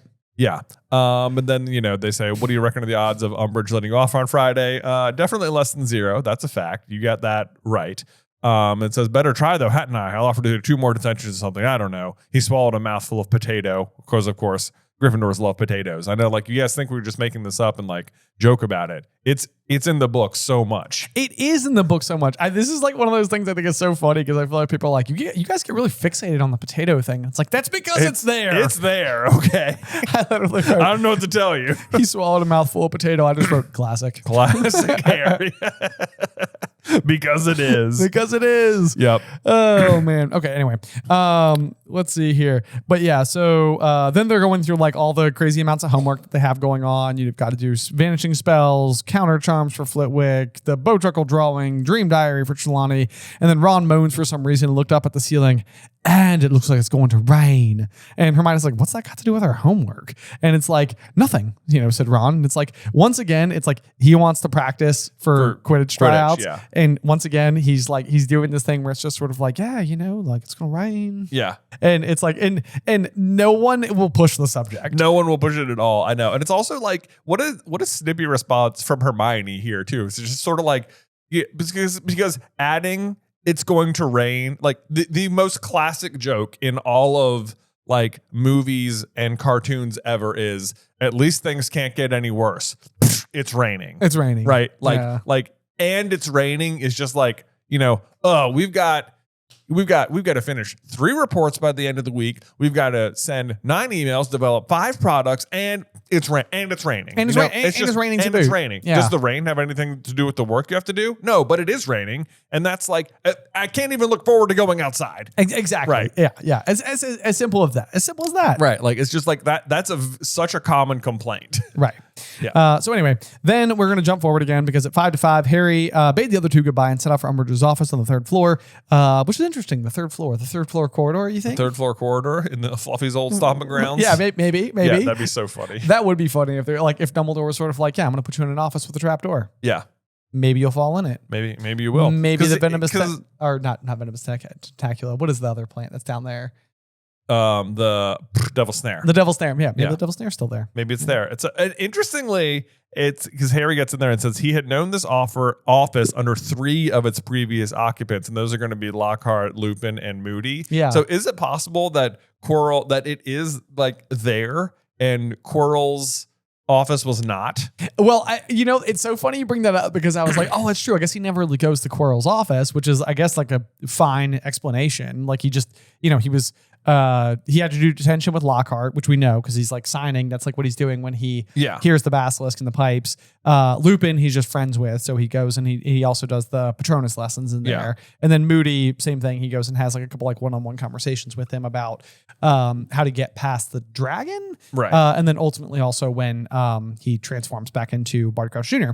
But you're right. Like it is almost like, what if the 3rd floor corridor that where Fluffy is like they were using it because it was sort of like, well, this used to be the DADA classroom, Right. What better spot to protect something? Exactly. Specifically the dark arts trying to break in. I know. And it's like you'd think because Quirrell spends a lot of that year like trying to orchestrate situations where he can go like investigate the Fluffy chamber. Right. Like that's why he lets the troll in so we can go try and get past Fluffy. Right. Right. Like that's a huge event he has to wrangle because like the 3rd floor corridor is like a no-go spot. But if his classroom is on the 3rd floor, like it wouldn't be that hard for him to be like passing by. So I don't think Quirrell's classroom was in the typical DADA classroom. How about that? I think so. Even if it's not being taught in the Fluffy chamber, which would just be great. And I hope that's the case. Right. But even if it's not, I think Quirrell's classroom could not have been on the 3rd floor because then it wouldn't have been that hard for him to constantly be checking in on this situation with Fluffy. Yeah. No, I think it's great. So just new headcanon that doesn't impact anything. Why not? Let's take it. Because Dumbledore is even like, keep an eye on Quirrell, won't you? It's like Dumbledore knows. He's like, yeah, I'm going to put your office way far away. But we're going to fix that. We're going to fix that. It used to be exactly where it shouldn't be. So now it's over here instead. Yeah. Anyway, so we're getting a description of just the absolutely just awful, space in her her decor style. The surfaces had all been draped in lacy covers and cloths. There were several vases full of dried flowers, each residing on its own doily. And on one of the walls was a collection of ornamental plates, each decorated with a large technicolored kitten wearing a different bow around its neck. Technicolored. What a muggle word. What a muggle word. It's even capitalized. It is. Like as a brand. It's a brand. Yeah. Like coming to you live in Technicolor, you know? Kitten plates. Ugh. Yeah. Miserable. Absolutely miserable. It is. And do you think the thing is, it's that like on their own or anything, like doilies wouldn't be such like a bad thing. No. Potpourris, not such a bad thing. Right. But it's like all of this together in this thing is because of possibly that paragraph has become like the most like uncomfortable, cringy thing ever. Yeah, right. It's a rather potent paragraph. It is. Yeah, yes. Yeah. It definitely paints a scene for us that none of us want anything to do with. Nothing. So all those people in the world who had their collections of technicolored kitten plates were sort of like, well, that's the end of that. Well, no, hey, wait a minute. It's like don't rope me in with her. Feel a little singled out. Oh man. Good evening, Mr. Potter. Oh, it is not going to be a good evening. No, not at all. Not at all. Not at all. Harry says, evening. And I'm surprised that she doesn't make him say, no, that won't do. I know. I'm kind of surprised at that too. Yeah. But yeah, so he sits down and he says, Professor Umbridge, before I wanted to ask you a favor. Her bulging eyes narrowed. I drew a picture. Yeah. It's a good picture. Thanks. Yeah, bulging eyes. Bulging eyes. Oh, yes. Well, I'm on the Gryffindor Quidditch team, and I was supposed to be at tryouts for the new keeper at 5 o'clock on Friday, and I was wondering whether it's good Detention that night and do it another night instead. Yeah. I feel like you did not think out this strategy very much. I definitely wouldn't have mentioned at all why you wanted to miss it. Oh, yes. Yeah. No. Yeah. No. Yeah. Choose something else. Don't be like thing I want to do versus thing I don't want to do. Right. Yeah. Yeah. Like know who you're dealing with, Harry. Okay? Yeah, exactly. Yeah. Read the room. Read the room. Oh no, said Umbridge, smiling so wildly that she looked as though she just swallowed a particularly juicy fly. Oh no. This is your punishment for spreading evil, nasty, attention-seeking stories, Mr. Potter. Evil. Evil. I mean, like there could be you could believe that they're like attention seeking or whatever, but like I don't know what he has said that is evil. Right, exactly. Right. Yep. No, you'll come here at 5 o'clock tomorrow and the next day and on Friday too. And you'll do your detentions as planned. I think it is rather a good thing that you are missing something you really want to do. It ought to reinforce the lesson I am trying to teach you. I hate her. I do. I know. That's literally that's all I wrote. I just wrote I hate her. Yeah. The worst. It's just like, Harry felt blood surge to his head and start thumping a thumping noise in his ears. So he told evil, nasty, attention-seeking stories, did he? And it's like, sure enough, this is exactly what McGonagall was talking about. It's like she's baiting him. Yeah, absolutely. She is trying to get him to blow up. Right. But it's like, it's a win-win because either he blows up and that's what she wants, or he remains calm and it appears her lesson has worked. Exactly. Right. Yeah. So she's kind of got him in a little bit of checkmate here. So she even says, there, said Umbridge sweetly, we're getting better at controlling our temper now, aren't we? It's like, hey. Yeah. Well, we'll see about that. Yeah. Doing lines. And she's like, not with that quill. You were going to use a rather special one of mine. Here you are. And the description that we get is a long, thin, black quill with an unusually sharp point. This is so illegal. Like, there's no way it's not. It super is. It's super. It's basically like handing him a scalpel and just literally asking him to cut into himself. Yeah, that's exactly what it is. Yeah. Because and she says, I want you to write, I must not tell lies. And Harry's like, how many times? As long as it takes for the message to sink in. Nasty pun. Nasty pun indeed. Yeah. Off you go. And then it gets worse. You haven't given me any ink, he said. Oh, you won't need ink. There's that like merest suggestion of a laugh in her voice. That sentence right there, it's like, because she's taking pleasure in the pain of others. Right. And like what we were talking about is that this whole scene starts at 5 p.m. and it's going to go on for so long until after midnight is how long he's going to be doing this. That is over 7 hours. Yes. That is bananas. It's bananas. It's like you were talking about, like for her even just for her just to sit in the room and do whatever the heck it is she's doing while he's doing this is almost a full-blown work day. A full work day of just sitting there for the sole enjoyment of watching a teenager scratch his hand. Right. Yep. I mean, 7 hours. 7 hours. Yep. Yeah. And so Harry goes, he starts writing, he lets out a gasp of pain. At the same time, the words that appeared on the back of Harry's right hand cut into his own skin as though traced there by a scalpel. So there's there the you line. go. Yep. Harry looked around at Umbridge. She was watching him, her wide toad-like smile stretched. Wow. Let me try that again. She was watching him, her wide toad-like mouth stretched in a smile. Yes. Yes. And he's like, nothing. He's like, so now the war begins. The private battle of wills. That is Harry refusing to flinch as he cuts himself over and over and over. Yeah. With his own blood. And yeah, so finally it says, "Come here," she said, after what seemed hours. And it's like, it's funny that it even says what seemed hours because it is hours. Yeah. So it was, we're going to see on the very next page. Harry extended it. He repressed a shudder as she touched him with her thick, stubby fingers on which she wore a number of ugly old rings. Right. It's probably worth noting, too, that she touches him here and it does not burn his scar.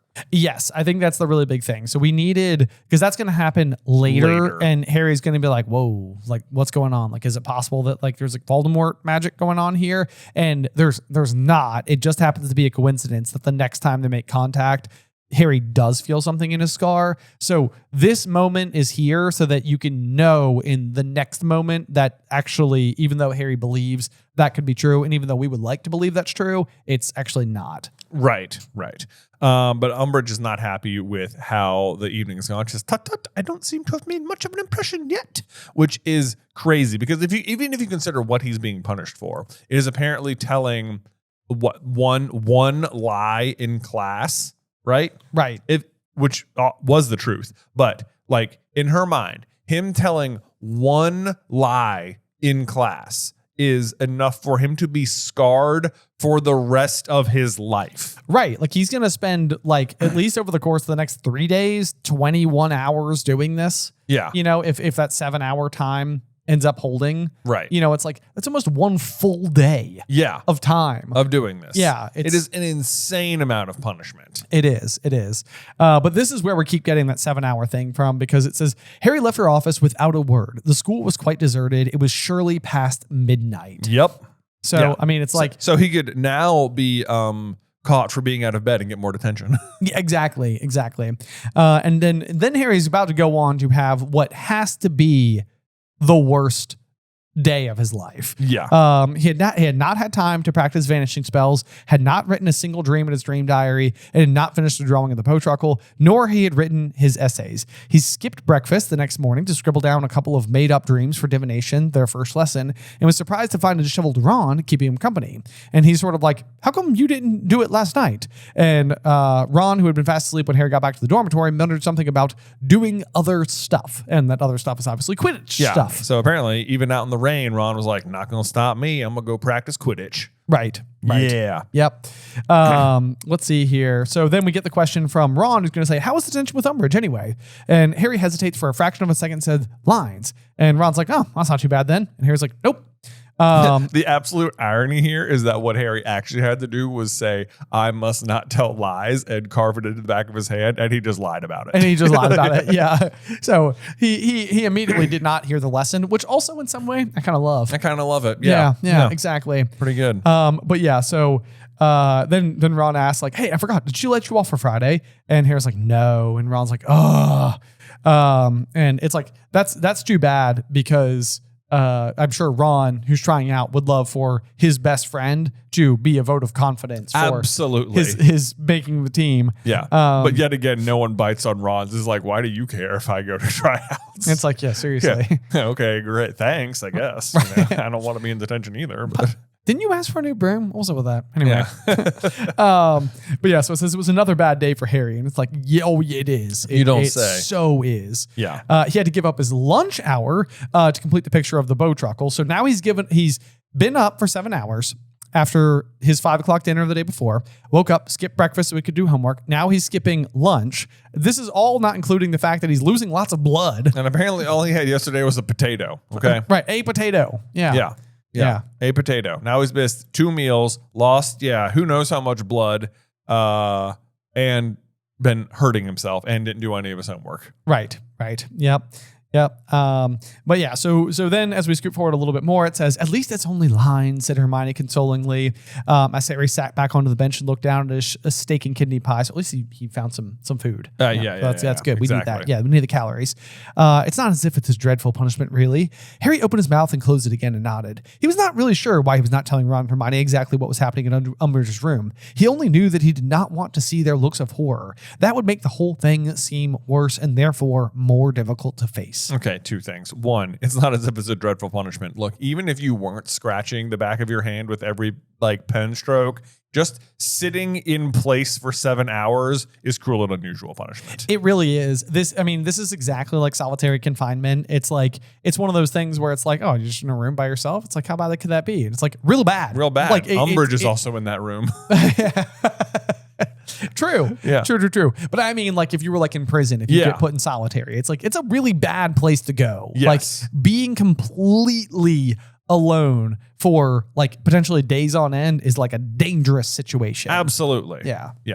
But then, also the entire, like, why doesn't he tell Ron and Hermione what's going on? It is like, it is tricky because it does feel like he would like that might help. Like maybe they could help him, but like ultimately he will tell them and they're both going to be like, tell somebody. And his answer is just going to be like, no, I told you. What are you talking about? I did tell someone. I told you. I told you. Problem solved. Right. Yeah. But even so, it says he felt dimly that this was between himself and Umbridge, a private battle of wills, and he was not going to give her the satisfaction of hearing that he had complained about it. But like the irony is that the victory will only come with the unity of like Dumbledore's army. Right. Like later on. Like it is not a battle you're going to win on your own. Right. You're exactly right. Like it's not a private battle of wills. It's like you need to summon an army to fight the monster. Right. Exactly. Right. Which is what he'll do. Like, just not yet. But you're right. And this is continuing that thing that we were saying before as well with like the Ender's Game situation where it's like in this way, Harry is sort of like singularly by himself shouldering the responsibility. Right. Yes. But then we get back to Ron and his Quidditch tryouts, and Ron's complaining about the homework, and Hermione's like, why didn't you do anything last night? And he's like, I fancy to walk. And Harry's maybe finally starting to cotton on to Ron's like lying about something too. Right. What it could be, who knows? Right.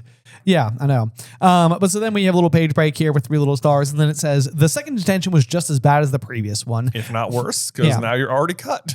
Now you're already good. Yeah, the burn is worse. The skin on the back of Harry's hand became irritated more quickly now, red and inflamed. Harry thought it was unlikely to keep healing as effectively for long. Soon the cut would remain etched in his hand, and Umbridge would perhaps be satisfied. Wishful thinking, Harry. Wishful thinking. Yeah. Either way, he let no motive point escape him. However, from the moment of entering the room to the moment of his dismissal, again past midnight, which is so we're saying 7 hours, but it's past midnight. So it's more than 7 hours. Right. Yeah. That means in 2 days, he has spent a minimum of 14 hours, but probably closer to like 15 at this point. Right. Like it's so much. That's more than half a day. Yeah. It's too much. Even at 14, it's more than half a day. Right. Yeah. Yep. And then his homework situation, however, was getting desperate. And when he returned to Gryffindor common room, he did not, though as exhausted as he was, go to bed, but opened his books and began Snape's Moonstone essay. It was 2:30 by the time he had finished it, and he had known that he had done a poor job. Yeah, I bet. But he's like, well, I guess I have to because otherwise I'll be in detention with Snape. Right. So yeah, it's not getting there. Then he goes to Thursday, passed in a complete haze of tiredness. Not surprised by that. Right. I can't believe he's able to focus on anything at all. Let's see, his third detention pass in the same way. This one doesn't last for 7 hours. It's only 2 hours, I think, because that's when his hand is finally not healing anymore. And she says, that ought to serve as a reminder, oughtn't it? You may leave for tonight. So to me, the only reason she lets him leave is because she has also now been sitting there for 17 hours. And is like, yeah, this is getting really exhausting on my end. This is boring. So I need to go. I need to be able to go and like watch, some Netflix. Yeah. Back in my room. Right. Yeah, exactly. Yeah. I need a little like me time. Right. It turns out I've been sitting in this chair for a long time. Right. Yes. A nice big bowl of flies. Like, you know what? For all the homework every other teacher is doing, she's not deciding any homework. What's she even grading? What is she doing? What is she doing? I have no idea. Maybe she's making doilies. Maybe. They seem complex. It seems like something you could do with magic. Whatever. Yeah, that's a good point. Yeah. But then Harry does ask the all too important question, do I still have to come back tomorrow? Said Harry, picking up a school bag with his left hand rather than his smarting right. Oh, yes, said Professor Umbridge, smiling widely as before. Yes, I think we can etch the message a little deeper with another evening's work. Yes. We want to, we can scar you more tomorrow. Right. Yeah. Yes. So then Harry is just basically walking back to Gryffindor Tower and he's just thinking to himself, he's like, she's evil. She's an evil, twisted, mad old Ron. Yeah. But he's starting to get it, Maybe it's like, it's so hard to read it when it's like, the full scope of Umbridge and how terrible she is. But Harry's just coming into this kind of like, man, like, okay, she said some bad things, but it's taken him 3 days of this to be like, I think she's a little worse than regular. Right. Yeah. But this is the thing with people sometimes too. It's like, I mean, maybe this could just be like my own naivete, but like I tend to just see good in people. And so I think that like it takes several waves crashing on me before I'm like, man, I think I don't like you. Right. And Yeah. it's like, I'm like, it must be me. I must be being judgmental right now. Mm-hmm. And then it's like, no, this might be a you thing. Right. Yeah. So yeah, you're right though. You could see where it's like Harry doesn't have the full scope. We do. Yeah. Especially because, he's a 15-year-old to boot. It's just another professor. Like, right. Yeah. Like whatever. How people treat students. Right. Exactly. Yeah. But yeah, he runs into Ron, who was lurking behind a statue of Lachlan the Lanky, which goodness, I'm not going to say it. I'm going to say it, but don't ask us. Trivia. Yeah. Lachlan the Lanky. Man, the only way I can think you could remember that is that like Ron himself is also quite lanky. Lanky, yeah. But let's see here. So he gave a great leap of surprise when he saw Harry and attempted to hide his new clean sweep 11 behind his back. What are you doing? Nothing. What are you doing? Harry frowned at him. Come on, you can tell me. What are you hiding here for? I'm hiding from Fred and George, if you must know, said Ron. They just went past with a bunch of first years. I bet they're testing stuff on them again. I mean, they can't do it in the common room now can they? Not with Hermione there. I love how Hermione's the only prefect who cares. I know. And then Harry's like, but what have you got your broom for? You haven't been flying, have you? Harry asks. Well, okay, I'll tell you, but don't laugh, all right? I thought I'd try out for Gryffindor Creeper. Now I've got a decent broom. There, go on, laugh. Oh, Ron has such low self-esteem here. Right. Like I hate that for him. And Harry, of course, is like, this is the best news I've heard all year. Oh my gosh. And this is such a good Harry and Ron friendship page. It is. It's a great response by Harry. So I'm not laughing. That's brilliant. Right. It'd be really cool if you go to the team. I've never seen you play keeper. Are you good? Like you can it is easy to imagine a world where Harry feels like, wait, this is sort of Quidditch is sort of my thing. Oh, yes. Right. Like maybe this is Ron stepping on his toes. Right. Yeah. Right. But that's not the case at all. No. It is like this. When I read this pretty good, it reminds me so much of when Cap pulls the hammer, and like there's a world where you think like Thor's going to be upset, but he's not. He's not. He's like, I knew it. Yes. He's so happy for him. It is one of my favorite moments in all of media. Like hard stop. And it's not even the hammer pull. It's Thor's reaction. It's Thor's reaction. That's what makes it so magical. Right. Because it's in that, it's like what you need in that moment. Like they're about to lose to Thanos. Yeah. And it's just sort of like, it's like, no. but not. But no. Right. Exactly. Yeah. Because friendship will triumph. Yep. Yeah. So anyway, then Ron kind of goes on to explain a little bit more about like how he's basically played keeper in the past. Charlie, Fred, and George always made me keep for them when they were training during the holidays. So you could actually see where this is. I mean, these are three pretty good Quidditch players. They're all Gryffindor players. Charlie was Quidditch captain. So, if he's keeping for the likes of these guys, he probably is quite good. Yeah. Although it seems like they're beaters and a chase or and a seeker. So, I mean, I guess they're, what do they need a keeper for, Well, I mean, everybody likes to go shoot hoops. Everyone likes to go shoot hoops. Exactly. Yeah, right. Yeah. Exactly. It's just fun. Let's see here though. But yeah, so Ron's been trying to bewitch Quidditch, Quaffles rather, to fly at him, which sounds like it would be quite tricky. And actually, like, this feels like a Fred and George brand of magic, where it's like he might accidentally get really good at a specific spell because he's trying to accomplish a different thing entirely, right, than just pure academia. Yeah, it's like okay, because that's how I learn things. Right. Is that like I want to accomplish a thing, so I have to learn all the skills I have to learn in order to get to that thing. Exactly. Yeah. But Ron is like, and it's also nice to see that Ron's able to just go out and do magic to accomplish something, because you rarely get to see Ron just sort of like succeed at magic. Also true. True. Yep. But then you got this moment where Harry's sort of like, I wish I was going to be there. And they set off towards the common room together, and Ron's like, yeah, so do Harry. What's on the back of your hand? And this I think is further really good Harry and Ron friendship moment. But because Harry, who just scratched his nose with his right free hand, tried to hide it, but had as much success as Ron with his clean sweep. It's just a cut. It's nothing. But Ron had grabbed Harry's forearm and pulled the back of Harry's hand up level with his eyes. There was a pause during which he stared at the words carved into his skin. Then he released Harry, looking sick.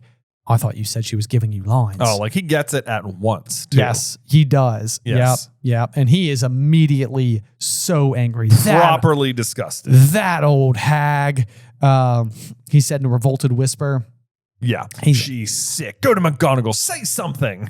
No, said Harry at once. I'm not giving her the satisfaction of knowing she's got to me. Yeah, your reasoning is just god awful, Harry. Yes. You've got her right now. Right. Absolutely. Yes. Yeah. I mean, anyone could be fired over this. Yes. That's it.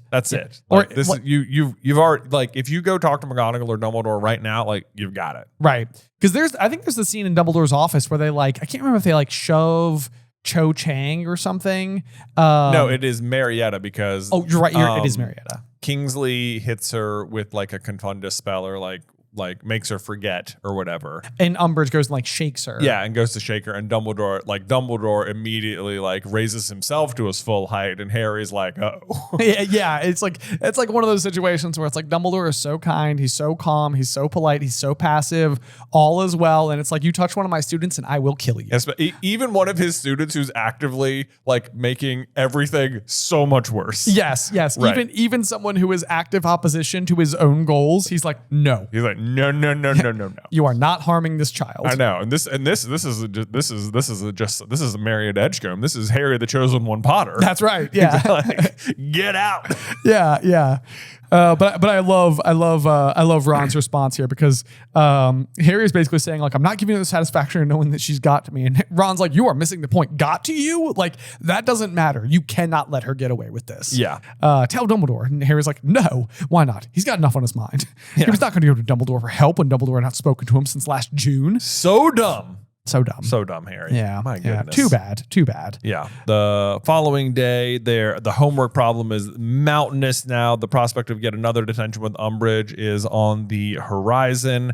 But Harry has a minor bit of resistance he can do here. With luck, he might be able to see some of Ron's tryouts from the window. Rather feeble rays of light, it was true, but Harry was grateful for anything that might lighten his present darkness. Hey! There you go. Quite poetic. Yes. Yeah. Indeed. Yeah. Indeed. So he arrives there 5 o'clock again for what he hoped was the final time, but it won't be, to go do his detention. And I like that he does manage to move the desk just enough to see the tryouts a little bit. I do love this too. And actually, this is another point where I can bring up my fun little Cormac McLaggen theory. Yeah. Because this is obviously the keeper tryouts that Cormac is not at. Right. Because next year, Ron is going to have to do the unthinkable and try out for the Quidditch team again. Even though Harry's the captain. And in the process of doing so, Harry is going to have to watch Ron go up against Cormac McLaggen, who, let's face it, is just a good athlete. Right.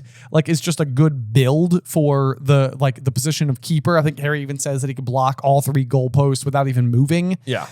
Because he's just such like a specimen. A wide person. Yeah. However, the reason that we know that McLaggen is not at tryouts is because he ate a bowl of doxy eggs on a bet, or a pound, I think is actually what he says. And he lands himself in the hospital wing. So that is where Cormac is right now in real time. And who has doxy eggs but Fred and George, who stole them from number 12 Grimmauld Place after de-doxifying the curtains. Exactly. So he's not there to contend with Ron this time, nor will he be able to do it next year. Well, he'll be there next year, but Hermione will step up and, save Ron next time. Even though, the fact that Harry makes Ron try out is bananas to me. As if, like Angelina didn't make Harry try out. Exactly. They didn't hold secret tryouts, did they? Right. But I'm pretty sure this is that's where Katie Bell is sort of like, oh, you can't use all the same people. That's what got Wood in trouble or something. Yeah. But they won. I know. Yeah. I understand. Yeah.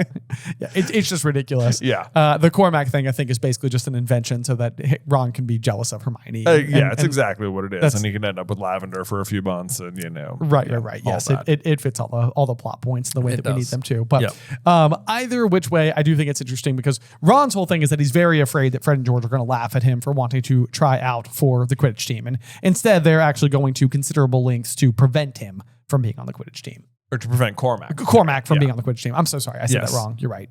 Yeah, to help Ron get on the Quidditch team because they must know that Cormac is good. Yeah, well, Cormac's going to land in, I think I got this wrong when we were on tour. Cormac is going to land in year 6 right now, while Fred and George are in year 7. So they would have at least crossed paths with Cormac for, 6 years. Yeah. 6, 7? What? I felt like it was in the air there. It was. You're right. I'll give it to you. Okay. Yeah. So anyway, the Harry is now he's just actively his whole hand is bleeding now as he writes the lines. It's like staining the paper and all that. I mean, it sounds like a pretty gruesome kind of scene. I can kind of imagine it, just blood dripping everywhere down the back of your hand. For sure. Yep, absolutely. It's definitely a bloody affair to say the least there. And this is where we're going to end up having the moment where let's see here. Yeah, she's going to touch him again. Yes. And then that's where we're going to have the pain, not across the back of his hand, but across the scar on his forehead. And at the same time, he had the most peculiar sensation somewhere around his midriff. Yeah. This is a really completely random sentence because we know that it is not actually Umbridge causing the pain in his scar. It is more to do with Voldemort. But what joy Voldemort is experiencing right now is unclear. And what the sensation around his midriff is. I mean, all I can think is that Voldemort's out there just eating a huge plate of super spicy wings. You think so? And he's just euphoric about it. He's like, now, Wormtail, I gotta tell you, now these are some good wings. What are these, Dragonfire wings? Yeah. Oh man, I'm gonna feel that tomorrow. He's just loving it. Voldemort loves hot wings. Everyone knows it. Yeah. Okay. So maybe that should be our newest product for the mercantile is snake spit. Wing sauce. Yeah, snake spit wing sauce. Yeah, that sounds pretty good. Yeah. Tommy R's snake spit. Yeah. The man loves snakes and a good barbecue. Yeah, he sure does. He does. You don't know that about Voldemort. But, right. Yep. Oh man. Anyway, no. I think the actual explanation that has to be going on here is that possibly Harry doesn't only feel the scar hurt when Voldemort is angry. He can also feel it if he's very happy. So I think that there's a possibility that what's going on here is it Sturgis Podmore who gets caught? Yeah, it is Sturgis Podmore who gets caught trying to break through the Department of Mysteries. I'm not sure if that's going to happen in the next chapter. I guess that's what it could be. It is the next chapter. Yeah, Sturgis Podmore, 38 of number 2 Laburnum Gardens, has appeared in front of the Wizengamot, charged with trespass and attempted robbery of the Ministry of Magic on the 31st of August. Oh, 30. Okay. Yeah. No, 31st of August. 31st of August. 30. Wait. So that would be before Harry went to school. That would be, yeah. That couldn't be like right now. Nope, never mind. I'm wrong. Anyway, what I was trying to say though is that like something happened in the war that Voldemort's euphoric about, and that that feeling he's feeling is Voldemort's happiness, which is otherwise probably just an unpleasant feeling as far as Harry's concerned. The sensation around his midriff is so vexing, though. It is. It's an odd line to include. It is. Yeah, we could get away without it, no problem. Right. Yeah. Because we're not going to get an explanation that I'm aware of. Right. Yeah. All right. We're going to keep our eyes open because that's a curious one. It's the snake spit. It's the snake spit. It's the hot sauce, people. That's it. You say it, man. Tomorrow we're going to be consuming some pretty terrible hot sauce. We are indeed. Yeah. In case anybody's unfamiliar, over on the Super Carlin Brothers channel, every year for American Thanksgiving, we do the Goblet of Fire quiz, which involves basically eating a ridiculously spicy hot wing for every question that we get wrong. Yeah. And I want to say that the sauce we have this year is like 1.5 million Scoville units. It is. If you ever watch the show Hot Ones on YouTube, and if you don't, I don't believe you. It is that at the end of it, they always have like the last dab. Yep. Right. So last year, that's what we did. We had the last dab sauce. This is like the last dab explosive version or something. The last dab. The last dabber. Yeah. The last dab. Yeah, exactly. Yeah. Yeah. Anyway, so it's going to be very hot. But it is going to be, yeah, I mean, it's going to be rough. Maybe Harry somewhere will feel an unusual feeling somewhere around his midriff. Yeah, maybe. Yeah. Okay. Weird one. Because I just feels like we should be able to figure out what it is. It does feel like we should be able to figure out what it is. There needs to be a canonical, important event that just happened that we hear about in the next chapter. It does, yes. Okay. We need to be like, wait, what was that? What was that? Yeah. Okay. We'll be on the hunt. We will. Okay. Anyway, then she's like, yes, it hurts, doesn't it? She said softly. That's not a good Umbridge voice. Yes, it hurts, doesn't it? She said softly. That gave me the spine shivers. Yeah.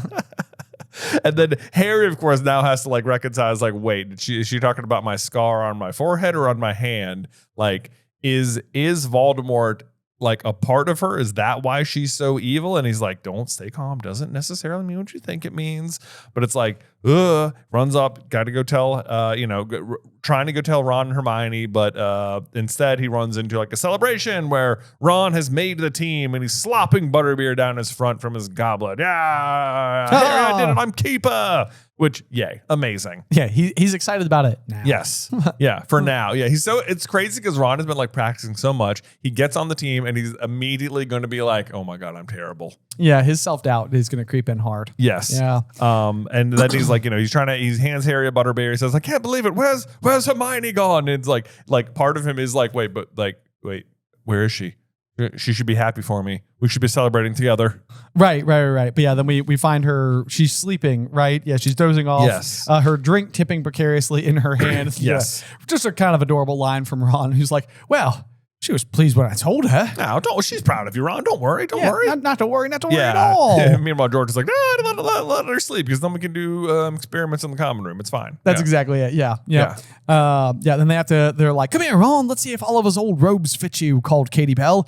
Hand me down robes? Red hair? Yeah. You must be a Weasley. Yeah. Oh, man. Anyway, Angelina works in an apology. Sorry I was being short with you earlier, Potter. Stressful, this managing lark. Yeah, good apology. Kind of sets up for next year when Harry is going to have to be the captain himself. Right. Yep. Then she also gives a little bit of insight as to how it went down for real, though. She's like, look, I know he's your best mate, but he's not fabulous. I think with a bit of training, he'll be all right, though. He comes from a family of good Quidditch players. I'm banking on him turning it out to a bit more talent than he showed today, to be honest. And then we get some of what is just absolutely very difficult trivia. Vicky Frobisher and Jeffrey Hooper both flew better this evening, but Hooper's a real whiner. He's always moaning about something or another, and Vicky's involved in all sorts of societies. She admitted herself that if training clashed with her charm club, she'd put charms first. Anyway, we're having a practice session tomorrow at 2 o'clock tomorrow, just to make sure you're there this time. And boy, Vicky has got some odd priorities, if you ask me. Yeah, I agree. Although, to Angelina's credit, it to me sounds like it might not have mattered if Cormac was there, because she doesn't take Jeffrey Hooper based on him being a real whiner and not fitting in well with the team. Right. Yeah. Which is what we're going to ultimately see with Cormac. It's like, even though he is like physically a strong athlete and pretty good at defending the hoops, he is not easy to get along with and is going to ultimately bring the whole team down. Exactly. So anyway, yeah, she tells him just, do me a favor, help Ron as much as you can, okay? Because he's going to need it. And, Harry runs. It kind of feels like, to me, it feels like maybe Angelina, you're the one who has to help Ron because you're the captain, right? Right. Yeah, exactly.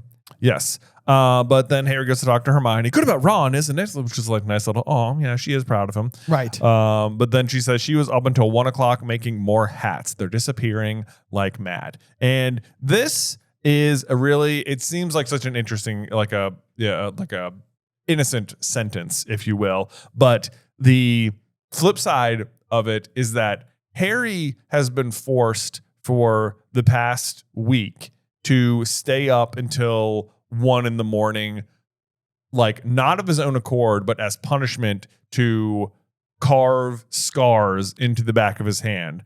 Whereas on the other hand, Hermione is just self-imposing a pointless task upon herself to stay up late. Right. Like Hermione's tired. She's like, I'm so tired. I stayed up late doing something I don't have to do something that doesn't matter. Right. Yeah. Right. Well, and I guess to be fair, like, the house elf rights do matter. They do matter. But like the way that she isn't having an effect. Right, exactly. Yeah. Because it's like she is leaving out all these hats and only Dobby is there collecting them. Right. So, and even that, it's like she's being so like kind of misled as well, like thinking it's working really well, which even that is like one of those things where it's like, well, Hermione, you're probably almost done. I know. How many house elves do you think are here? Right. Like if you've already freed like 15, it's right. Like, yeah, you're doing good work. But unfortunately that's not actually what's going on.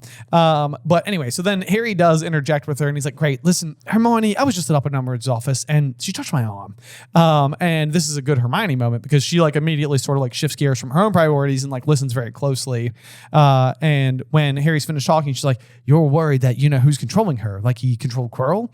And Harry's like, well, it's a possibility, isn't it? And she's like, well, I suppose so, but I don't think he can be possessing her the way that he possessed Quirrell. And she's like, goes on to explain, like, he's probably alive now, isn't he? Like, he's got his own body. He wouldn't need to share somebody else's. And that's all very helpful insight for Hermione, I think, to help. She's got that clear vision. Right. Like, it's like, that's a good thing for like Harry to be reminded of in this moment. Yes. Like, chances are he's not in the castle. So there's that. Right. On the flip side, though, she tells him this, and yet Voldemort is going to try and possess Harry later on at the Ministry. Also true. Yeah, and it's not going to work. And then Harry's also going to be concerned that Voldemort possessed him at Christmas as Nagini in some weird chain of, like, he thinks Voldemort's power was teleporting him out of Hogwarts and turning him into a snake and attacking Mr. Weasley kind of way. Yeah. It doesn't make sense at all, but Harry is nonetheless concerned about it. Absolutely. Yeah. Yep. That's true. Yeah. So maybe that advice doesn't necessarily fully sink in because it does end up being a thing. Yeah. More often as we go forward. Yeah.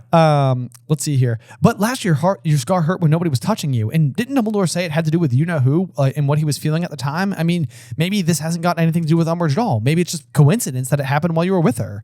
And it's like, that's like one of those things where it's like, you can't help but feel when you're reading it that it's like, you realize that's unlikely, right? Like, what are the odds? That, just by sheer coincidence, this insanely evil person touched me and it flared up the other evil mark on my body. Right. Like, she almost touched me for 1 second. Like, what are the odds? Right. And yet, that is what happened. That is what happened. Yes. Yep. It was coincidence. Right. Yeah. And then she gives the same advice as Ron. Like, she's horrible, yes, but Harry, I think you want to tell Dumbledore that your scar hurt. And not his scar hurt, not that. Yeah, right. Not about the hand. Right. Yes, I know. Does she know about the hand? I don't know. I don't think she does. I don't At think least she it hasn't does come yet. up yet. No. No specific reaction to it.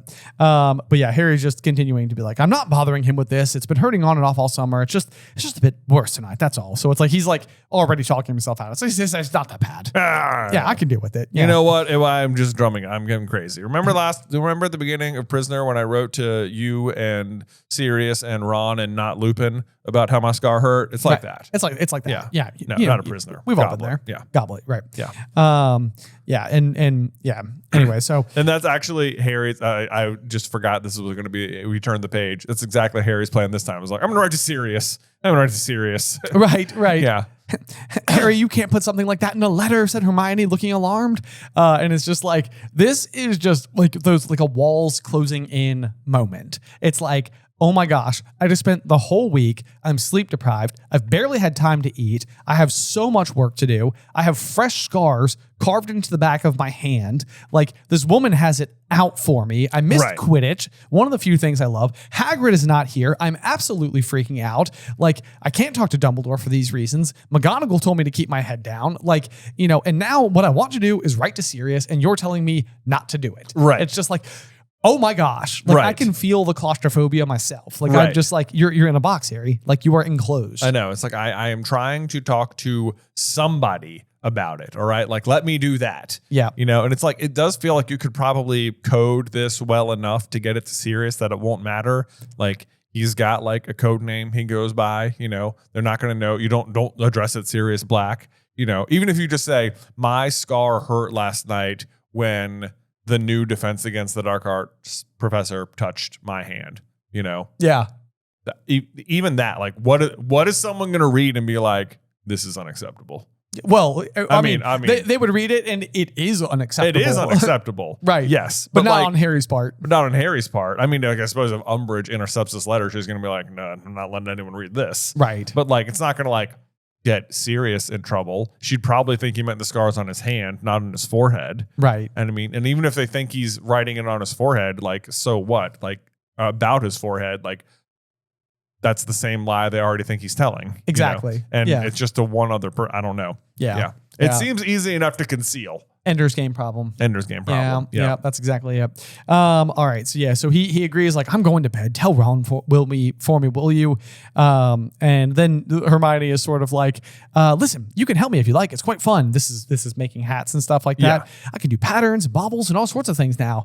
Harry looked into her face, which was shining with glee, and tried to look as though he was vaguely tempted by this offer. No, I don't think I will. Thanks. Not tomorrow. I've got loads of homework to do. And he trips off to the boys' stairs, leaving her looking slightly disappointed behind him. Oh, Hermione wants to stay up late knitting with Harry. I drew a picture. Oh, is she wearing a knit sweater? She's wearing an SPEW sweater. And she's got little like needles in one hand. Exactly. Like yeah. So it's good. Good Hermione moment. It's like, listen, Harry, if you wanted to stay up late tomorrow, I know you haven't slept all week, but if you like wanted to stay up late knitting with me, that'd be like really fun. It'd be like so much fun, right? It'd be like so much fun. It's way better than going to Madame Puttyfoot's. And he's like, no. No, I don't think I've got homework. Homework. I have homework. He's not even lying. He genuinely does. He does have homework and Quidditch. Yeah. So he's got a big day ahead of him. But all that being said, it does bring us to the end of chapter 13. Boy, howdy. I'm looking at our clock and I think we're about to tick over 2 hours. We are, because we haven't gotten to the review yet. We haven't. So Jay, before we close out today's episode, do you have a review for us? I sure do. Today's review comes from Best Show in the World, although I think they might have filled it out backwards. Because then the beginning of it says 1 Gryffindor. So I think it's from 1 Gryffindor, and the review is Best Show in the World. Hey. Well, thank you, 1 Gryffindor. There you go. They say, hey, brother, love the podcast, and I love the Mimbulus Mimbletonia is Harry theory. But I wonder if there is a 5 new people every year. I think, I mean, if like, okay, I'll read it. Wonder if there's 5 new people every year, how do they know that it is a complete divide, or do they have the hat programmed to sort only 5 people into each house? And if not, do they already know their house? And I don't think 25 new people is enough. So I think this is a question about, does the sorting hat have an inclination, like, is it determined to be equal amongst houses? It's a good question, for sure. And the school populace thing is always one of those that feels like, I don't even know if the right word is like incongruous, but like it feels like broken a little bit, because I think what it really boils down to, for the purposes of using like a book as a medium, is like, you need to have Harry in his dormitory, and we need to know the people that are in his dormitory, because otherwise it's sort of like the other boys went to bed, and it's like, what other boys? Who are they? Like, it begs the question, right? You know, and like that becomes like its own like literary like loss, right, along the way. And so like, I think it's kind of like, because even when you go to the Quidditch matches, it sounds like there's like a giant roar when Harry catches, like a deafening roar when Harry catches the snitch or whatever. And it's like, do you know how loud those students would have to be for it to be a deafening roar in a space that big? Oh, I know, especially when it's not like the stands aren't like ground to top. There's tons of open air. Exactly. You know, and it's like apparently like 280 students total. Like, you know, you'd have to be, you know, there'd have to be a lot more people there. Also, for what it's worth, like this review says 25 people. The assumed average is about like 40-ish. Yeah. Because they're like, at least the way it works out in Harry's year is that there's like 10 new students in, for like easy math's sake, it seems like there's about 10 new students in each house, 5 boys, 5 girls. Right.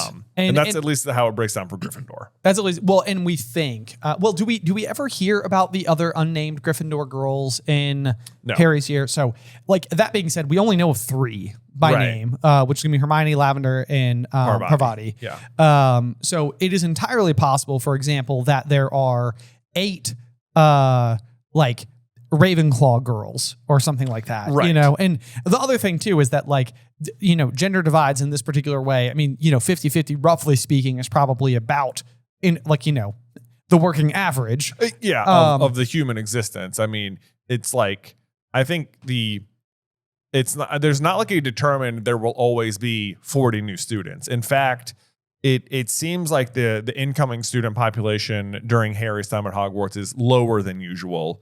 Yeah. Due in large part to the fact that all of the students would have been born during the time of Voldemort. Right. Meaning that a lot of people were killed. And so a lot of people, there were less available wizards and witches to produce children.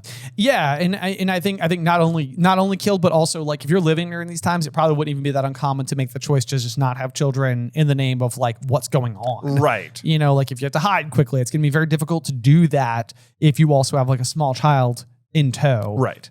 So it's possible that like if you were to even go back a period of time, we would see a much bigger version of the school, a much more populated version of the school.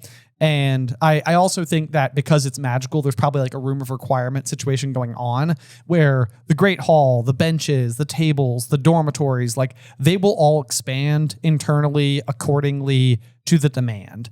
So if 7 boys got sorted into Gryffindor in Harry's year, I think 2 more beds would just materialize and the walls would just spread out and there would be enough room for 7. Right. You know, like absolutely. Yeah. Like if there were 10 Gryffindor boys in Harry's year, the dorm would accommodate that because magic. Like, yeah. But I don't think the sorting hat is like determined for the sorting to be equal. It's not like, well, you could be in Ravenclaw, but Hufflepuff's only got like 1 student, so Hufflepuff. Right. You know, right. It's not like that at all. Like I think in general, it averages out such that about 50% of them are boys and girls, and about 25% of them will make their way into each house.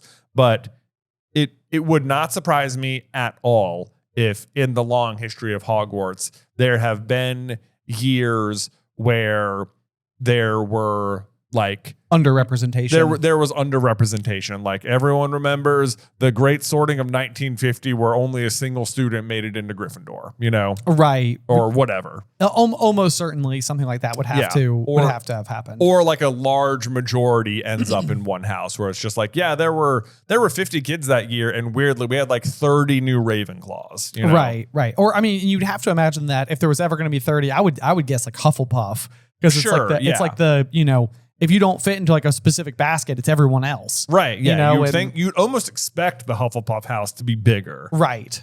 And that would even be kind of like a cool depiction type thing. You know, again, if you're talking to like, you know, HBO executives or whatever, you know, whoever's picturing it. But like for there to be more Hufflepuffs or something would almost be like accurate. Like, right. That would just be like a neat little like quiet Easter egg where it's sort of like that. it's like, why are there more Hufflepuffs? Like, think about it. Right. Yeah. Because there are. Because there's more Hufflepuffs. There's just more people are Hufflepuffs. And like, you're right, that would make sense. And then it's sort of like they're not specialty in anything, but what they have is numbers. Right. Which is what keeps them competitive in everything. Right. Like a greater pool to work with. Yeah, right. Yeah, absolutely. And then the other thing that could be kind of interesting as well that we don't really have firm information on, but it wouldn't surprise me if Slytherins during Harry's time weren't a greater percentage of the populace. Which actually I think tracks with some of the other information that we have because they've won the Quidditch Cup a number of times 6 years in a row. As well as the House Cup. Oh, yeah, you're right. They've won. That's what I thought you said. You're right. They've won the House Cup 6 years in a row before Harry gets there. Right. And Gryffindor hasn't won.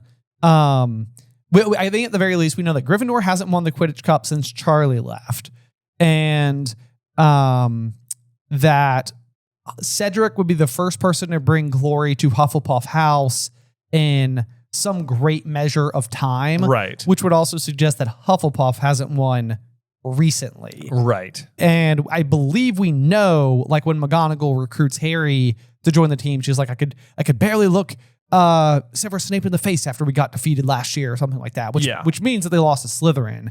But I also think that there's a decent chance that Slytherin has been rather dominant in most categories for a while. Right, because their kids are from the families that were least affected by Voldemort's reign of terror. Precisely. So Voldemort goes away, all the rest of the wizarding world is recovering, but a lot of their families are still fine because they were sort of on the Voldemort side of things. They reintegrate into society and just continue on. Right. So their families are like the most like unharmed. And so they prosper in the following 6 years or whatever. Right. Yeah. Yep, exactly. So yeah, I think there's a bunch of different ways to look at it. And I know that we bring up those numbers fairly often. And I think some of it's just because we just think it's interesting. And it's like the best we've ever been able to surmise given the information that we have.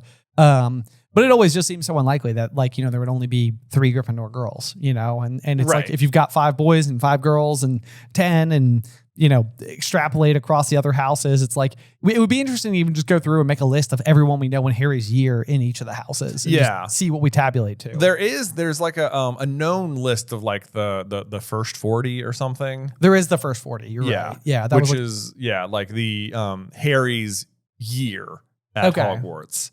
Who were sorted that year, so that when the book was being written, like names could just be grabbed and kind of and speckled. And like speckled in here and there.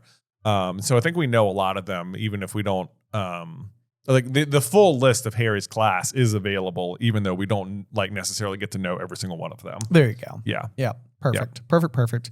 Well, anyway, great question from Gryffindor 1. Yes, absolutely. Thank you so much for your question. And please, if you would like to have your own question answered here on the show, give us a review over wherever you listen to podcasts. We greatly appreciate it.